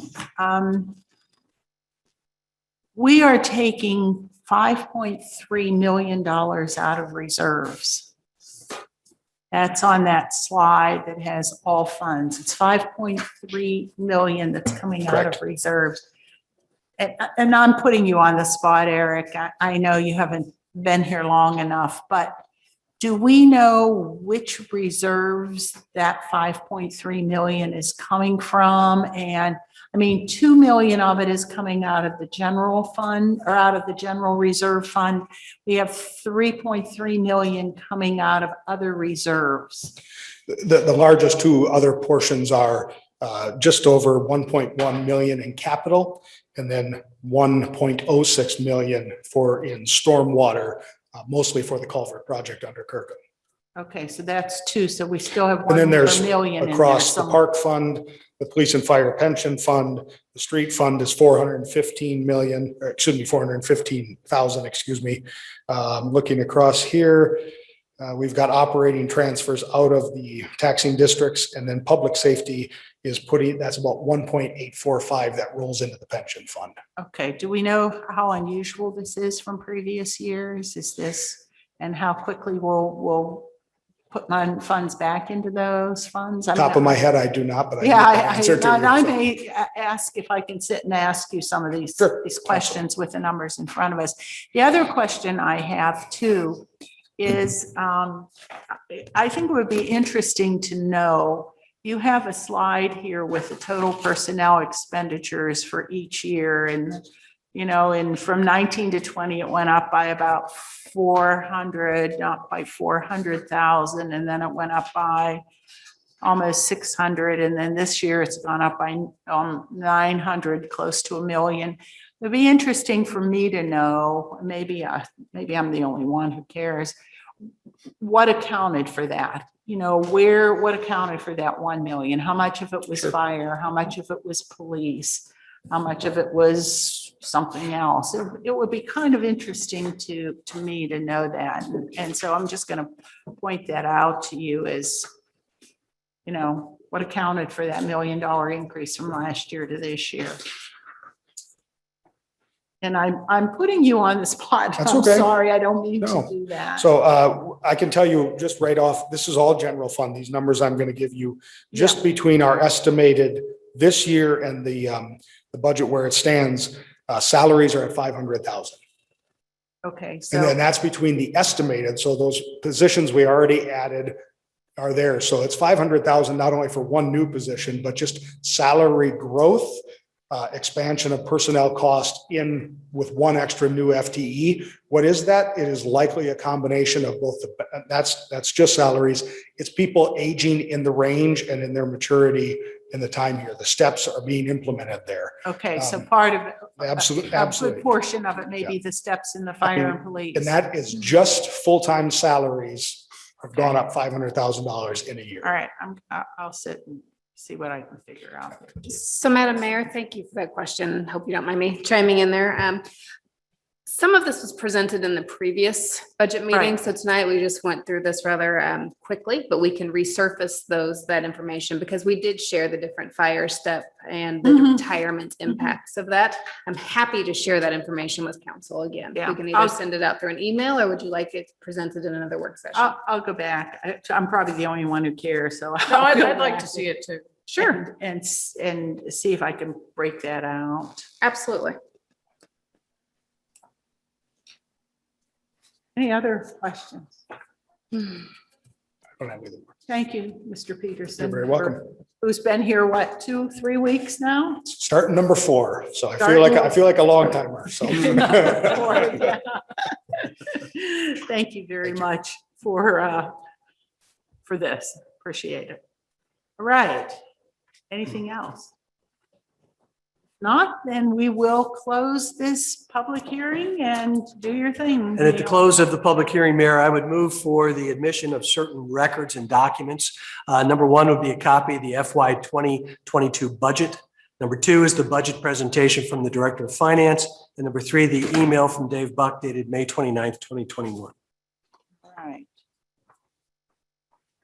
Then we will go on to our next public hearing, which is on the Willow in Webster, and it's a CUP for 60 North Gore Avenue. It's an application by Macmillan Development LLC for a conditional use permit to allow a banquet facility use and dancing academy use in an existing structure on an approximately 0.45 acre tract of land located at 60 North Gore Avenue in the D Commercial District. Good evening, Mayor and Council. I'm going to wait just a moment and I'm going to get the mouse so that I can walk you through the PowerPoint presentation. It's been quite a while since I've gotten to stand before you here and do a PowerPoint presentation. You miss it. Yeah, I did. And it's also been a while since we've had a conditional use permit before you. So I'm going to walk you through all of that. Talk you through the PowerPoint presentation. There might be, I'm going to try to go through it quickly, but I did essentially give you all the PowerPoint slides that we did before the Planning Commission, because I think it's important for you to see all of the information. So I usually start this out with giving you a history of the property, zoning of the property. So I'll start with, this is a property is zoned D Commercial District. As the title states, it is a structure at 60 North Gore Avenue, and you can see it outlined in red. The surrounding zoning to the north is also D Commercial. To the east is primarily A4 7,500 square foot residence district. It's the Marshall Place Historic District. And to the south is D Commercial, and to the west is existing PC planned commercial. These are the existing conditions at the site. The request is within an existing structure. So many of you will recognize it's the Rolling Ridge structure. And we have pictures looking east from North Gore, looking north from North Gore also, which goes through to Marshall Place, looking west from Marshall Place on the back side of the structure, and looking southwest from Marshall Place. A history of the site, which is pretty fascinating. 1893, the existing structure was built as the Henry Schultz Feed and Grain Store. In 1923, it was actually still zoned E Industrial District. In 1959, Harriet and James Macmillan opened Rolling Ridge Nursery. And 1987, the area was zoned to D Commercial, along with many of the other commercial properties that were industrial in that general area. And it became a part of the old Webster Commercial District for the north side of the tracks. Additional office tenants have utilized the space within the existing commercial structure on the upper floors over the years. We wanted to point out that this area is actually overlapped by 3 different historic districts. It is located within the the Marshall Place National Register Historic District, which was established in June of 1982. It's also in the Old Webster Local Historic District, which was in July of 1985. And then the building itself became a local historic landmark in November of 1986. Sorry, mouse is, there we go. We always identify and look at the comprehensive plan to ensure that any changes or proposals that are being made for a particular property meet with our comprehensive plan. This is a map from the 1978 comprehensive plan, which encouraged commercial districts to maintain the attractiveness of the city as well as the quality of life. In the update that was done in 2006, which is the Development Foundation Plan, it was adopted, essentially just the maps were adopted as a part of that document, but it made recommendations for 3 principal areas. It stated that we should look at the provision of alternative housing types, retail service niches, and office and employment uses. So essentially, it's suggesting that you should keep this as being mixed use, and recommends that you move forward with continuing this area to be developed as a mixed use development. In 2017, we did try to incorporate the 2006 maps with the 1978 maps, created an overall map for the comprehensive plan that was more in keeping with the rules of how you should have comprehensive plans based on just the use and not showing actual details of what a structure could go there. And that area was identified to continue to recommend mixed use on that property. And so staff determined that the recommendation for the conditional use permit to allow a couple other additional uses with the uses that were already there was appropriate, and would be in compliance with the comprehensive plan. Whenever we go through a conditional use permit, we always review the 5 factors that the council needs to review that also the Plan Commission reviewed. Whether these 2 uses will not substantially increase traffic hazards or congestion, substantially increase fire hazards, adversely affect the character of the neighborhood, adversely affect the general welfare of the community, or overtax public utilities. So uses, I know everyone sort of had a question of what does Dancing Academy mean in the whole grand scheme of things? When we look at our uses, we look at what they were requesting to do, and typically things that involve small group classes that are of a nature of yoga, karate, or other things like that fall under the Dancing Academy use because they are closest to that. So one of the things that they had requested was to be able to do yoga. The rest of it fell under banquet facility. Their intent is to be able to use both the off-season or in evenings spaces that are part of the nursery, as well as spaces on upper floors that are currently not being used for anything from small baby showers, bridal showers, small weddings, meetings, photo shoots. So they have a whole list of ideas of things that they could continue to utilize the existing structure and have some of these kinds of gatherings. We did have them, they provided to us the specific areas where they would be potentially using the space so that we could verify them against how it was going to be operating, whether it was going to be at the same time as other uses within the structure. And then using that, we wanted to address how parking would be looked at. So when we look at the banquet facility use, our parking code requires a specific number of spaces, which is 1 parking space for every 3 seats, plus 2 parking spaces for every 3 employees on a maximum shift. So looking at that, we looked at and addressed that they currently have 3 different parking lots. They have a few parking spaces behind the existing structure. Across the street on Gore at 61 North Gore, they have a parking lot. And then further down on Pacific Avenue, they have another parking lot. It is just a gravel area right now that is mainly being used for their employees. So in total, they have 65 existing parking spaces. And due to that, we tried to work backwards to try to figure out how much could they actually use. So when we did it both as evening, when Rolling Ridge was closed, and daytime. So in the evening after 5 p.m., when Rolling Ridge Nursery is closed for the day with 65 parking spaces, working backwards, we determined that you could have up to 177 seats for attendees to any sort of event. And then that would make an assumption that there would be at least 8 employees attending to that particular event. Then in looking at the daytime, when Rolling Ridge was already being operated, there would technically be only 30 parking spaces available. So working backwards with that, the idea was that there would be an assumption of about 78 seats and 4 employees. So using those numbers, we tried to talk through what we would recommend in terms of maximum amount of attendees.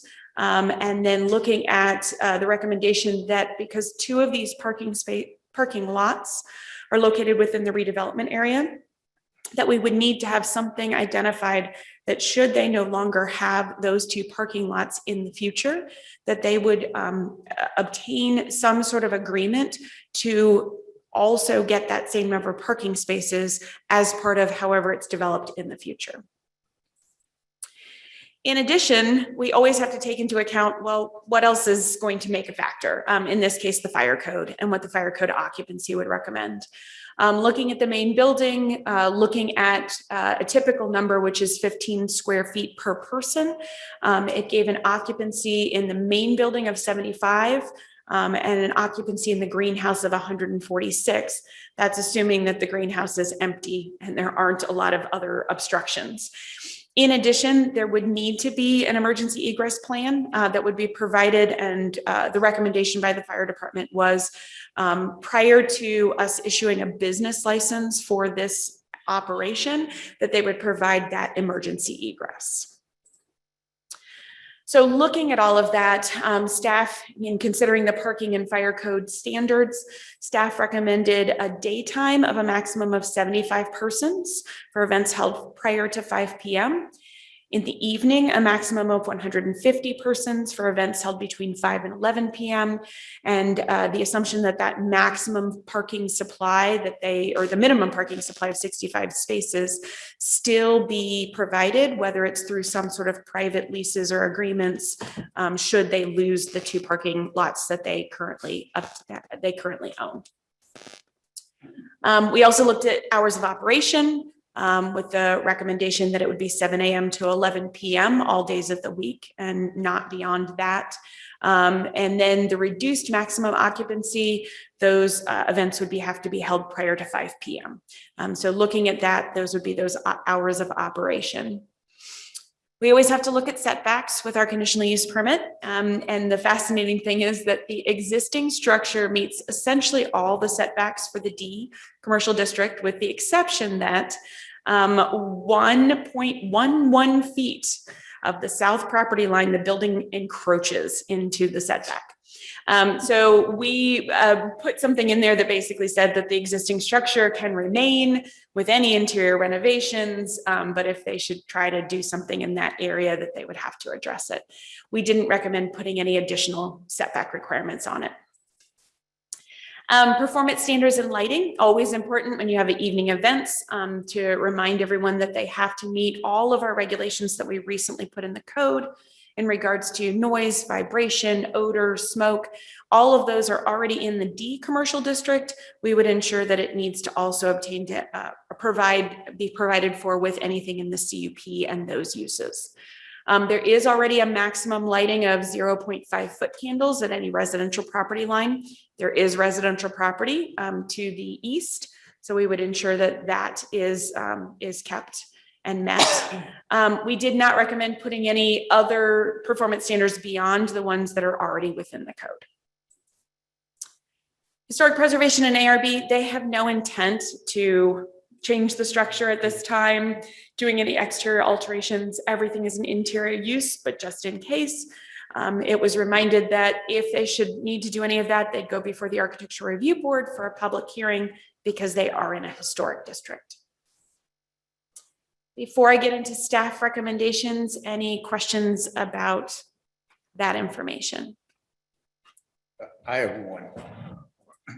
Do you have a definition of small vendor pop-ups? We don't really have a definition of small vendor pop-ups, but essentially what has happened in this district, and this is an interesting one, our districts specifically say that you cannot operate a food truck or a mobile vending or anything else that might come in temporarily without a special vendor's license. They have had a number of events where they've would have wanted to do a couple small trucks or a couple other things where they bring vendors in that have specialty products that kind of go around the area, small crafts and things like that. So we don't specifically have a definition, but we would call that in some ways a banquet facility use, because sometimes banquet areas provide for events where multiple smaller vendors all come into one general space. Thank you. I just have one question. It's related to that. It's got my wheels turning. Is in the past, I know was it a courtesy that they would let the neighborhood know, Marshall Avenue folks know about those events, or was that required? And how would that continue or based on this CUP? So in this case, everything is on the interior. They would still have to get a special activities permit if they're going to have food trucks and things in the parking lot because they are part of the business district. It was not required that they, it was required as part of a special activities permit that they let neighbors know, because in our special activities permit, that's something that's not normally allowed.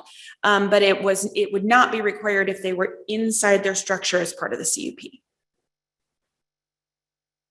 Thank you. Yeah. If there's nothing else, I'll go through the staff recommendations for the ordinance. The first is always the most important. All provisions of the city code shall apply except as expressly modified in the ordinance. All events held under the banquet facility use and dancing academy use shall be located within the existing footprint of the greenhouse and the second floor of the existing commercial structure.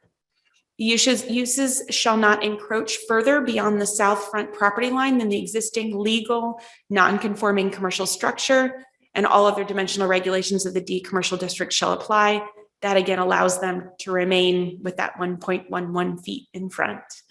The maximum occupancy level for events of the banquet facility and dancing academy uses shall not exceed 75 persons for daytime events held prior to 5 and 150 persons for evening events held between 5 p.m. and 11 p.m.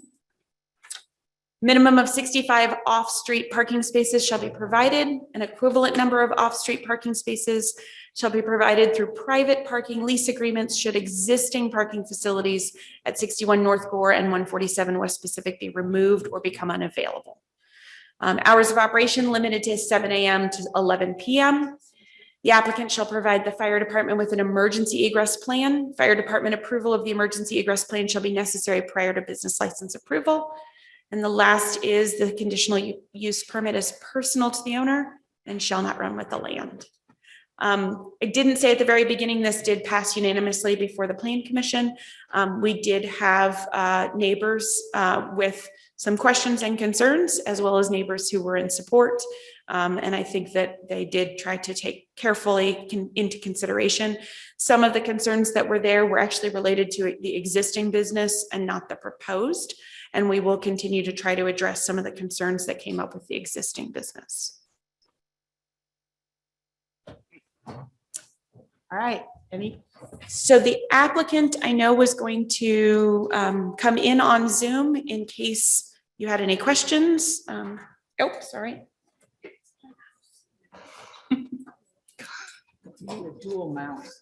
This is just, who gets the mouse? Madam Mayor, I had a question for Mara. Yes, After council please. has questions, of course. No, please. Or for my edification. So in terms of the hours to 11 p.m., I'm curious about that conversation, especially being in the business district. Is that uniform with other hours in the business district? So we have been pretty uniform for restaurants are 1 a.m. And we've been pretty consistent with that. For a lot of the other event uses or other areas, they don't get hours of operation unless they are a conditional use. So it is relatively consistent. The applicant themselves gave us some potential hours. So we worked with them on that. If there was a change to hours and they wanted to be longer, we would be able to come back through to the city council and make an amendment, which we've done. It's a shortened process and it's pretty easy to go through. But these were actually, if I remember correctly from the packet, they were the hours that they asked for. So they were the hours that, okay, thank you. Mm-hmm. We have Lynn Pressler available if there's any questions. So Lynn, if you did want to unmute yourself and answer any questions. Well, does anyone have a question for Lynn? I think it just is a good use of the space. It's cool. It's such a creative use of the space. I want to get married again there in that greenhouse. Renew your vows.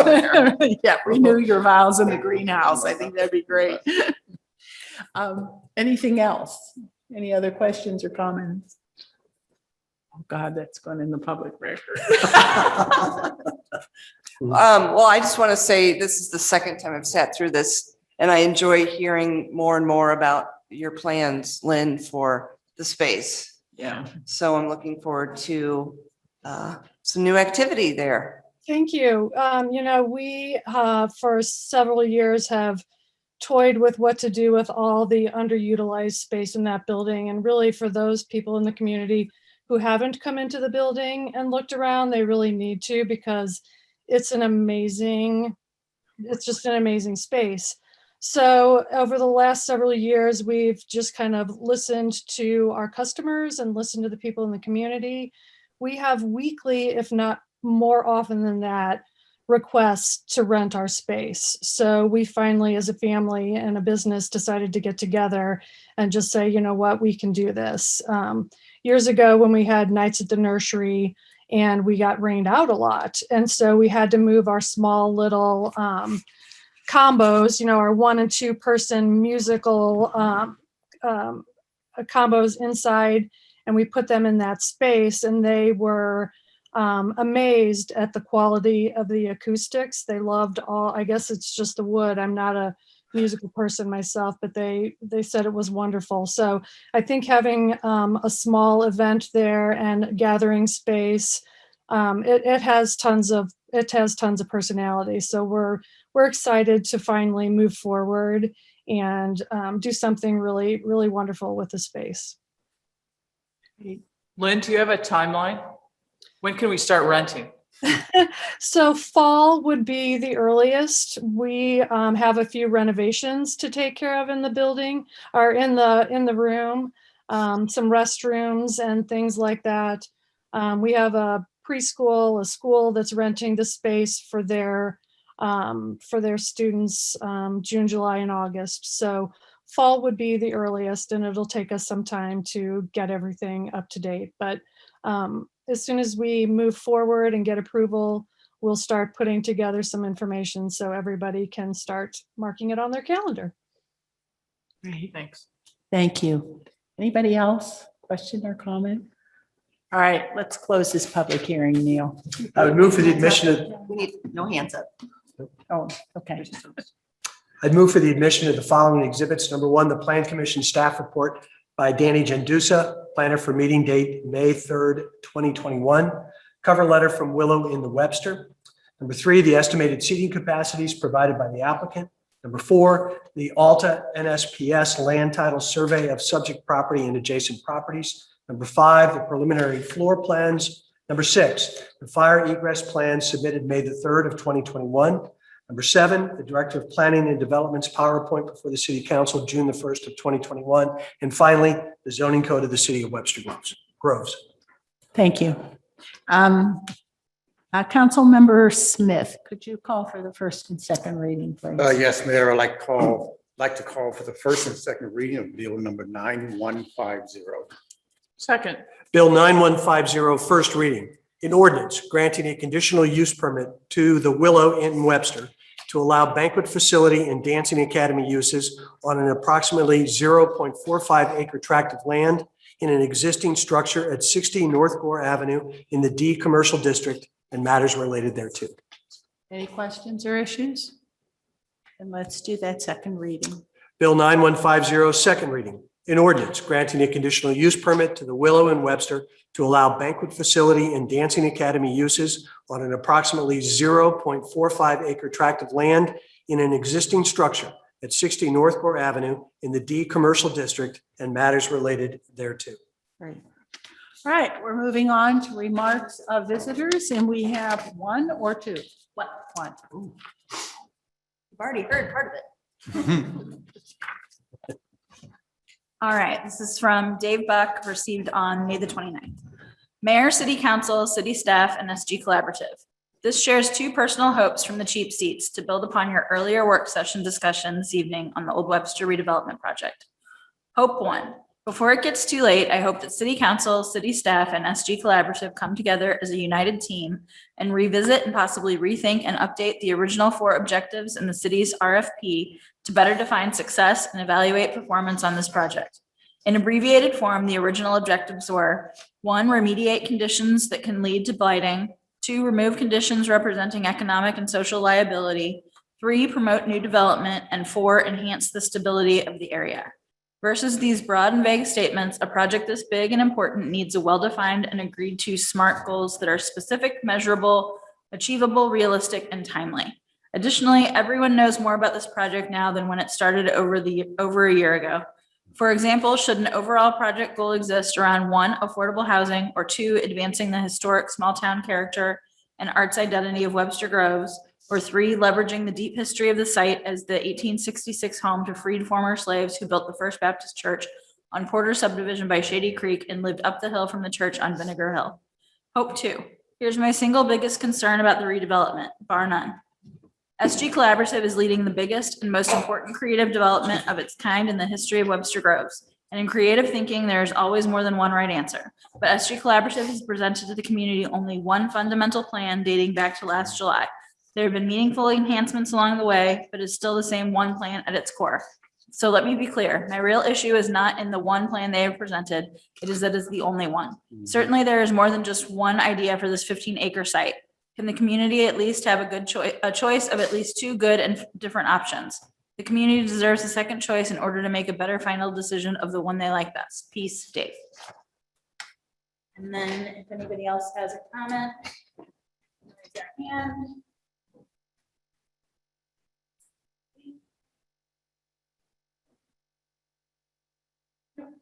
Okay. And so we have no further comments for remarks of visitors, and we can move on to unfinished business, which is Bill 9149, Councilwoman Bliss. Yes, Mayor, I'd like to call for the third and final reading of Bill number 9149 and its subsequent adoption. Second. Bill 9149, third and final reading. An ordinance of the City of Webster Groves, Missouri, amending Chapter 33 Animals, Section 33.232, Goats, and amending Section 33.310, Keeping of Wild Animals Prohibited and matters related thereto. All right. Are there any questions or comments? All for the vote. Councilmember Arnold? Yes. Councilmember Bliss? Yes. Councilmember Franklin? Yes. Councilmember Smith? Yes. Councilmember Alexander? Yes. Councilmember Richardson? Yes. Mayor Welch? Yes. All right, Bill 9149 has passed, and we'll go on to new business. Bill 9151, Councilwoman Arnold.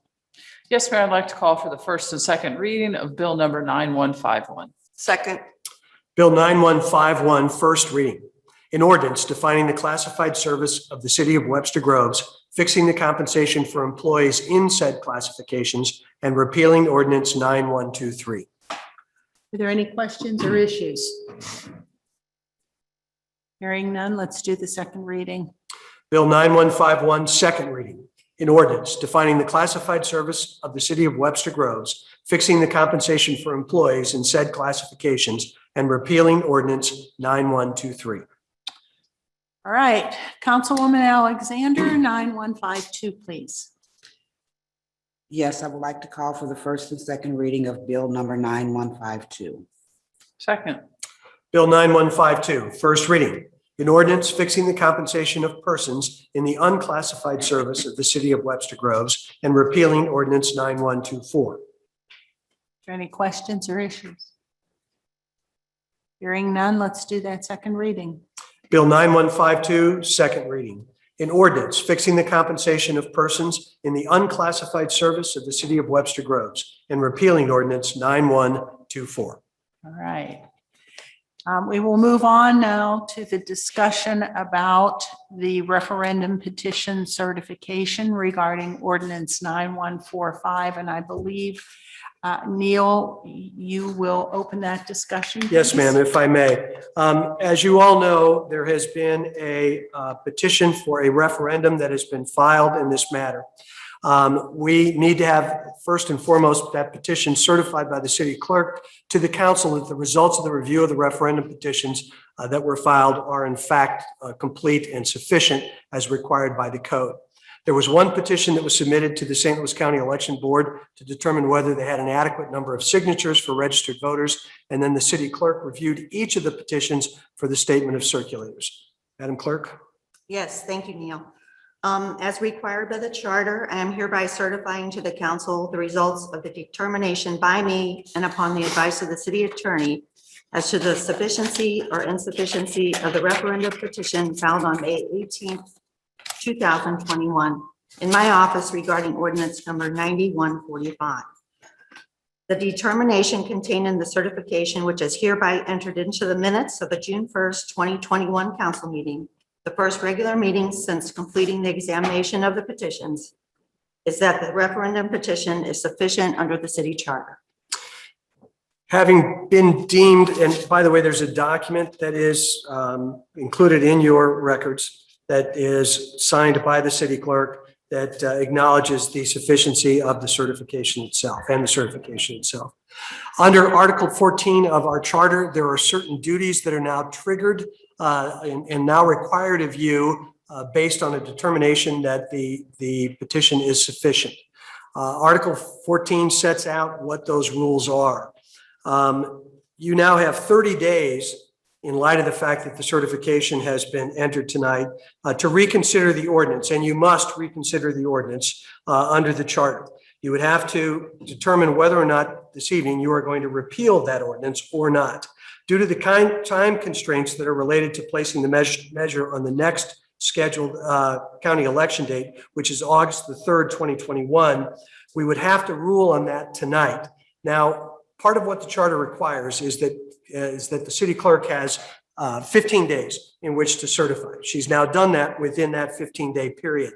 It is required under the charter that she would bring that to the next regular meeting, which is tonight.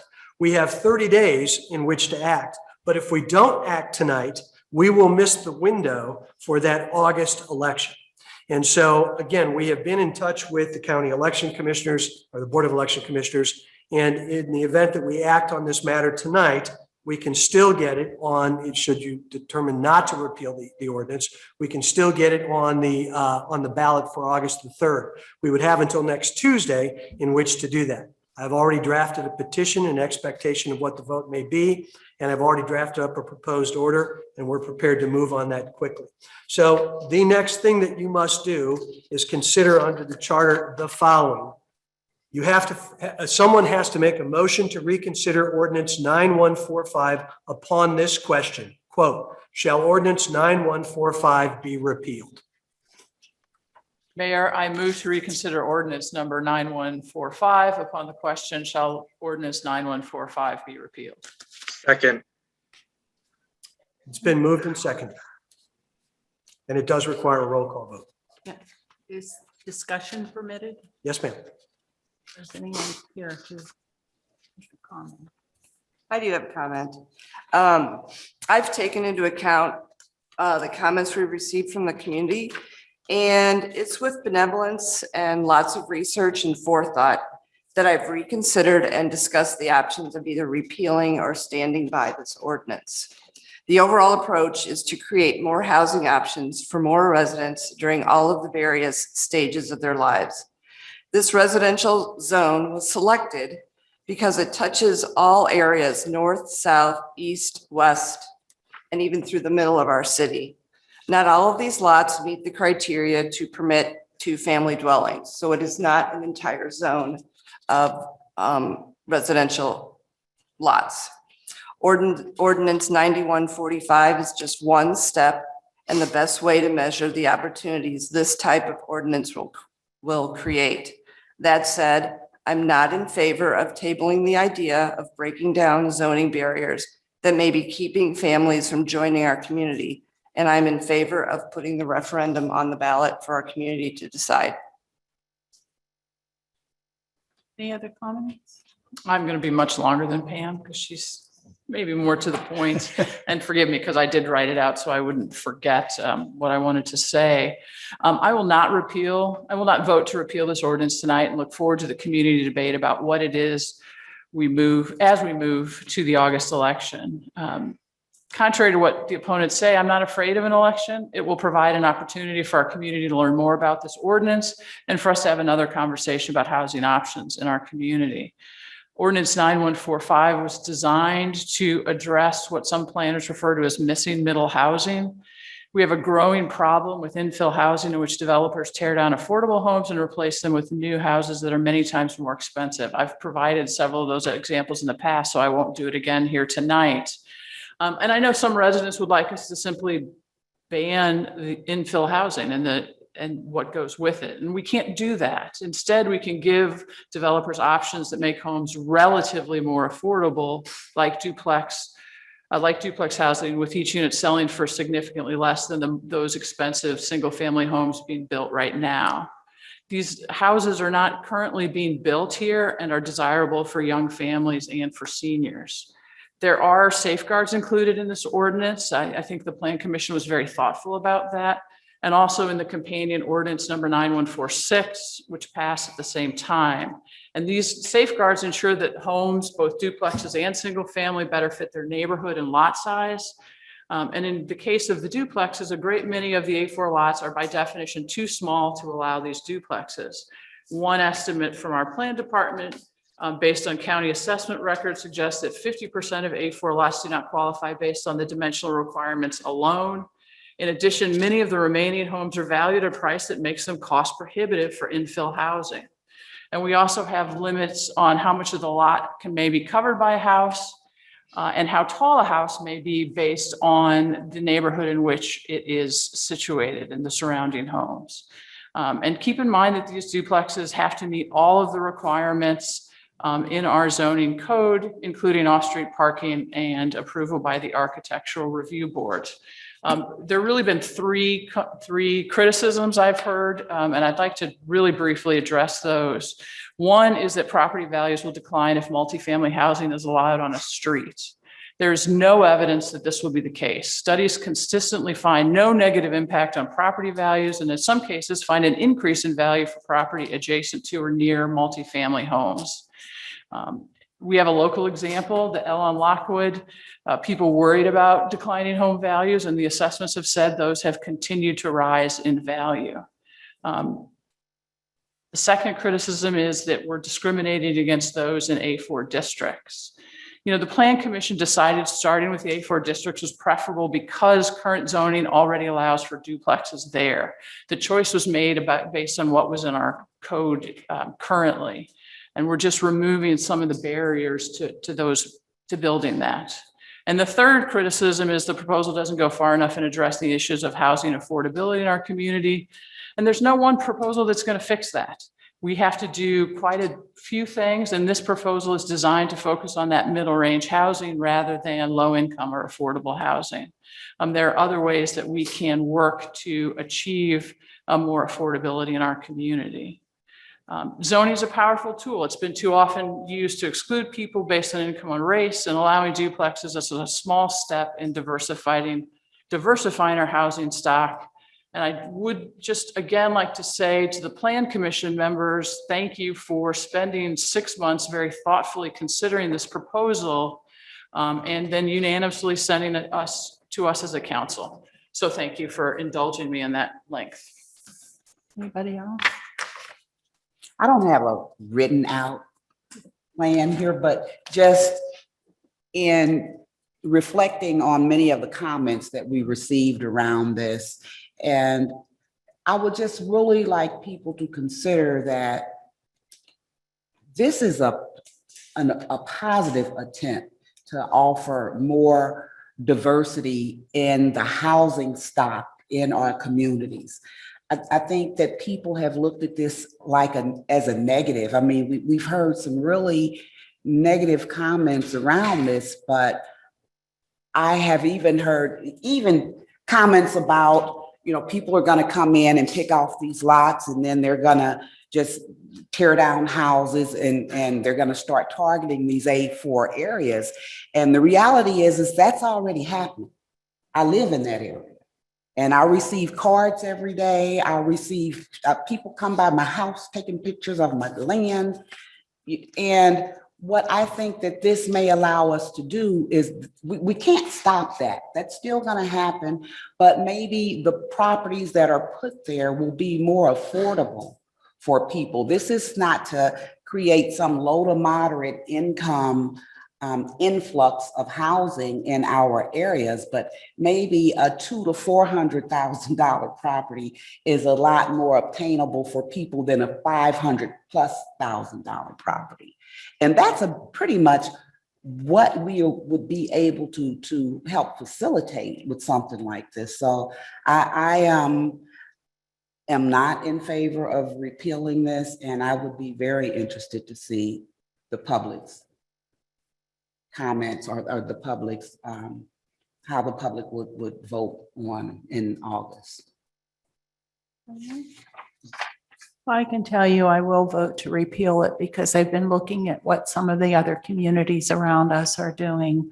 I absolutely believe that we need duplexes and townhomes, and all you have to do is go over to Kirkwood and you will find lots of building of townhomes and duplexes and multifamily housing. And it's because they have a different zoning arrangement that allows for special considerations in transition lots and not in the middle of a residential neighborhood. And I was hoping, obviously that's not going to happen, that we would have the ability to kind of back off and examine what some of the other local communities are doing very successfully. All right. Did David or Sarah have anything to say? It's David or Sarah? No.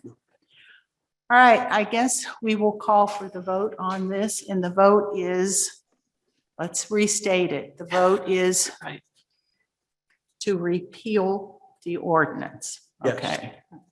Shall ordinance 9145 be repealed? Okay. Call for the vote. Call for the vote. Councilmember Bliss, No. Councilmember Franklin, Yes. Councilmember Smith, No. Councilmember Alexander, No. Councilmember Richardson, No. Mayor Welsh, Yes. Councilmember Arnold. No. All right, so the ordinance will not be repealed. Let's go to the next step here. Upon your Mr. decision not to repeal this, the charter requires, again, section 14 or article 14 requires that within 90 days, we put before the electors of the city of Webster Groves this question. We need to get this on the docket or the election agenda for August the 3rd. Otherwise, we would be having this election by ourselves and the cost would be prohibitive. It's already going to be expensive, but it would be prohibitive. So if you're so inclined, there has been a resolution that has been prepared under 2021-25 that is included on your agenda, which would allow for the submission of this matter to the Board of Election Commissioners. It would mandate, and I will draw your attention to the documents that you have, it would mandate in subsection 10 that I, as the city attorney, can file on behalf of the city all claims necessary in the Circuit Court of St. Louis County. In order to get this on the ballot, we have to have a court order. So I have to file a petition in the court to allow us under Chapter 115 to allow us to file this out of time. Technically, the time to put this on the ballot expired the 25th of May, but we have up until May the 8th in order to do this. There is a window of 2 weeks that allows us to get this in. We are still within that window if you approve this resolution this evening.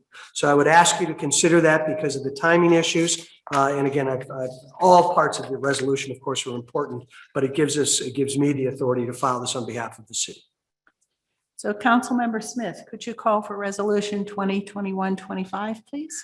Yes, Mayor, I'd like to call for the reading resolution 2021-25 and call for subsequent adoption. Second. Resolution 2021-25, a resolution providing for the submission to the qualified voters of the city of Webster Groves of ordinance number 9145, which shall be submitted to the electors at the special election on August the 3rd, 2021. Any questions or issues? So can we just state for the people at home who can't see that resolution, what is actually going to be on the ballot? The ordinance itself or a repeal of the ordinance? So there's language that will actually be in the on the ballot itself that we will post on the website tomorrow that would have proposition number 1. That would be what this would be called. And it says this: shall ordinance number 9145 set forth by title below be rejected or approved? And then it gives the title of ordinance 9145. And then it has a place where you check for the ordinance or against the ordinance. And then it explains that to vote for the ordinance, the voter should place an X in the box besides the words for the ordinance, and to vote against the ordinance, you place an X in the box beside the words against the ordinance. Thank you. Yes, ma'am. Yes, Mayor. Councilmember Franklin? We have to vote on this? Yes. Yes. Councilmember Smith? Yes. Councilmember Alexander? Yes. Councilmember Richardson? Yes. Mayor Welsh? Yes. Councilmember Arnold? Yes. Councilmember Bliss? Yes. All right. David, But part of the reason you have to actually vote on this is because you're giving me authority to file suit on behalf of the city, and I have to have your permission to do that, and I need a record on What would happen if we voted no on this? that. Well, you couldn't. So again, but you could vote no on the idea of whether I can file for this petition, which would put us simply in a position where we would submit it within 90 days, but not on that August 3rd date. I gotcha. Okay. I just like to play things out sometimes. Stop All right, so resolution 2021-25 has passed, and we're on to the consent agenda. Councilwoman Bliss. Yes, Mayor, I'd like to call for the approval of the consent agenda. Second. Councilmember Smith? Yes. Councilmember Alexander? Yes. Councilmember Richardson? Yes. Mayor Welsh? Yes. Councilmember Arnold? Yes. Councilmember Bliss? Yes. Councilmember Franklin? Yes. All right, tonight we have reappointed Tess Thompson to the library board, and I think that's it. We've been through our closed session. We've had a hearty meeting this evening. And we appreciate all of you who've been here in attendance with us. We wish we could see you, and we will arrange that fairly soon. So in the meantime, thank you all very much for attending this evening, and this meeting is adjourned. I'm in.